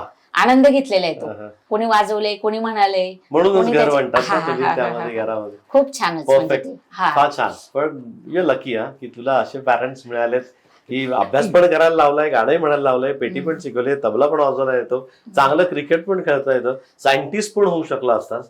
त्यामुळे ऑप्शन तुझ्याकडे भरपूर होते. 360 ऑप्शन अगदी त्याकडे तसे आहेत. पण अमेझिंग सर, पुन्हा एकदा खूप खूप धन्यवाद. थँक्यू व्हेरी मच काकू. तुम्ही याच्यावरती जी मेहनत घेतलेली आहे ती दिसते अजून, पण दिस इज नॉट द एंड. ही सुरुवात आहे असं मी म्हणेन. आता इथनं मोठं पावलं तुला ती लॉंग जम्प मारायची आहे आणि ती एकदा लॉंग जम्प मारून तू विषय संपवलास की मला वाटतं तुमच्या दोघांचं स्वप्न पूर्ण होणार आहे, नाही का? कुठे पाहायला आवडेल तुम्हाला सिद्धेशला अजून पुढे 5 वर्षात? इंडिया. इंडियासाठी. इंडियात तर तो खेळेल, त्याबद्दल वाद नाही, आपण कॉन्फिडन्स त्याला देऊच या. पण स्पेसिफिक नंबर की 4 नंबर भिंत यायला पाहिजे असं काही त्याला मोटिवेशन द्यायचं झालं तर? कारण तो आता खूप वेगळं, आम्ही मगाशी पण खूप चर्चा केली, 1 नंबर 2 5 6 खूप सगळीकडे तो बॅटिंग करून बसलाय. पण साधारण टेक्निकल ऍस्पेक्ट मध्ये क्रिकेट तुम्ही खेळलात म्हणून तुम्हाला विचारतो की काय त्याचा नंबर आवडेल तुम्हाला पहिल्या 3 मध्ये. पहिल्या 3 मध्ये? गुड. आमच्याकडे म्हटलं जातं की तुमच्या चांगल्या बॅटरला जास्तीत जास्त बॉल खेळू द्या, त्यामुळे तेच मला वाटतं तुमचं बेसिक डोक्यात आहे. अप्रतिम. तुम्हाला काय वाटतंय पुढे जाऊन? त्याचं क्षेत्र छानच, त्याने जिथं जाईल तो छान लढणार आणि खेळणार आणि मस्तच खेळलं, याच्यावर माझं हे आहे. म्हणजे पूर्ण तुम्हाला त्या आत्मविश्वास मोठ्या स्टेडियम मध्ये असे व्हीआयपी बॉक्स मध्ये बसून मॅचेस नाही पाहिजेत त्याच्या? खूप बघायचे, पण त्याच्यासाठी सांगा जरा, चावी द्या ना त्याला मग थोडीशी, घे मला मॅच पाहिजे. त्याला एकदा तिथं जागा दिली ना 11 मध्ये, तो ती लढवणार एवढा मला विश्वास आहे पूर्ण. फक्त त्याला जागा द्या, बस, मस्त खेळेल. जागा द्यायची नाही, आपण आपली बनवायची, आपण आपली कमवायची. नाही, ती मिळवल्यानंतर, म्हणजे जर आज इंडियाचा रँकिंग 3 नंबरचा प्लेअर आहे तर तो खेळला पाहिजे. त्याला जिथं जागा मिळू द्या पहिली, आणि मग तो तिथं छान खेळ दाखवेल. हा, आणि नाही खेळला तर मग सगळ्यांनी घेऊन मग त्याला बसवणार अभ्यासाला परत. 40च्या पुढचे पाडे पाठ कर म्हणून सांगणार आहे तुला ते. तुम्हाला एक मी त्याचा एक छोटासा किस्सा सांगतो. Yes yes please. जेव्हा हा लहानपणी नेहरू स्टेडियमला असायचा, आम्हाला संध्याकाळ व्हायची ना 8:30. हो, तुम्ही त्याला घेऊन जायचं सकाळी परत येतात. त्यावेळेस गाडीला खूप गर्दी असायची. अच्छा. मग आम्हाला जागा मिळायची नाही. हा लहान ते बॅग असायची, किट बॅग, त्यात किड बॅग. मग किड बॅग अगोदर खिडकीतून टाकायची खाली. अच्छा. आणि नंतर सिद्धेशला खिडकीतून अच्छा, रुमाल टाकतात तसं त्याला जागा खिडकीच्या जागेतून जायचं आणि आमची दोघांची जागा पकडून घ्यायची. त्यावेळेस जागा असायचं, नाही तर झोपेतच काय मेहनत आहे. बाप रे, अवघड आहे. काय सांगशील यावरती? म्हणजे मी फार ग्रेटफुल आहे की म्हणजे ह्या इतक्या वर्षाच्या जर्नीमध्ये त्यांनी मला अशी साथ दिली आणि असं सपोर्ट केलं. So literally I am short of words की मी त्यांना कसं थँक्यू बोलू. सो मी स्वतःला खूप लकी मानतो की मला असे पॅरेंट्स मिळाले की ज्यांनी माझं ड्रीम पूर्ण करण्यासाठी म्हणजे कोणत्याही गोष्टीचा विचार नाही केला आणि जे मला हवं ते करून दिलं. So really really thank you. वा, अमेझिंग. आज पोरग बोललंय असं म्हणायला हरकत नाही. हा, जरा मॅच्युअर झाला, आता मोठा झालाय का मुलगा? नाही, एकदम तो मॅच्युअर झाल्यासारखा आहेच, पण त्याचे विचारच पहिल्यापासून म्हणजे तो चांगलाच विचाराचा राहिला. गुड. एक जेंटलमॅन आहे तो. Thanks to you both. तुमच्या दोघांच्यामुळेच ते घडतंय. पण नाही, खरंच पुन्हा एकदा खूप खूप धन्यवाद आणि थँक्यू व्हेरी मच. असा एक आम्हाला बॅटर तुम्ही दिलेला आहे महाराष्ट्राकरता, भारताकरता मी म्हणेन आता, कारण अंडर-19 खेळाय तो भारतासाठी. पुढे जाऊन अजून खूप म्हणजे अगदी त्याच्यासाठीच एक अजून एक किस्सा आहे की ते दोघं येताना एकदा त्यांना पैशाचं पाकिट सापडलं. बर. म्हणजे तो लहान होता, तर त्या पाकिटामध्ये भरपूर पैसे होते. कुठे? एसटी मध्ये सापडले? रस्त्याला जाताना. आणि तो लहान असल्यामुळं तो बाबांना त्याने सांगितलं की हे ज्याचं पाकिट आहे ना त्याला आपल्याला द्यायचे नेऊन. त्यांनी सांगितलं आपल्याला जायचंय. आणि कुठे घडलेलं? इथे पुण्यामध्येच घडलेलं. हा, तर तो आटोकाट ह्यांना सांगत होता की आपण पोलीस स्टेशनला जाऊ, कारण त्याच्या ह्याच्यानुसार, आणि आपण त्यांना त्या बोलूया. आता हे असल्यामुळे ह्यांना माहिती की ते पाकिट तसं सहजासहजी पोहोचणं शक्य नाही. म्हणजे त्या कुणाकडे असं त्याच्यात नाव नाही, पत्ता नाही वगैरे काही नाही. पण त्या दोघांचं जी त्याच्यासाठीची धडपण आहे ना, ते मी खूप बघितली की ते पाकिट तिथपर्यंत पोहोचण्यासाठी कोणीच मिळेना. पण ते म्हणजे पोलीस स्टेशनला जाऊन काय ते तिथं जाईलच असं नाही. मग ते त्यांनी ते मंदिरातली पेटी आहे ना, तिथं त्यांनी ते हे केलं. हा, म्हणजे याला पण त्यांनी एक वेगळा घालून दिला आदर्श की अरे तू पण म्हणतोय ते बरोबर आहे की त्या व्यक्तीकडे गेलं पाहिजे, पण आपल्याला मिळाली नाही, आपण शोधली सगळ्या बाजूनी, तर आता आपण हे ज्याचं आहे त्याच्याकडे जाईल, ते कसं ते जायचं असेल ते. अमेझिंग. मला वाटतं अजून 2-3 एपिसोड होतील फक्त या दोघांच्या गप्पावरून. एवढ्या स्टोरीज आहेत, पण आता थोडंसं थांबूयात आपण, कारण थांबायला लागणार आहे. येस फ्रेंड्स, मजा आलेली आहे भरपूर. मला तरी भोरमध्ये मी आलेलो आहे यांच्या घरी बसून, सिद्धेशच्या घरी बसून सिद्धेशच्या आईवडिलांची भरपूर गप्पा मारल्यात. तुम्हाला पण कळवा आम्हाला की कसा वाटला हा एपिसोड. आणि महत्वाचं म्हणजे अजून असे कोणाकोणाचे तुम्हाला ना इंटरव्ह्यूज पाहायला आवडतील ते पण आम्हाला नक्की कळवा, मेसेजमध्ये टाका. आज थांबूया इथेच, भेटूया पुढच्या वेळेस अशाच एका चॅम्पियनच्या घरी. तोपर्यंत काळजी घ्या स्वतःची.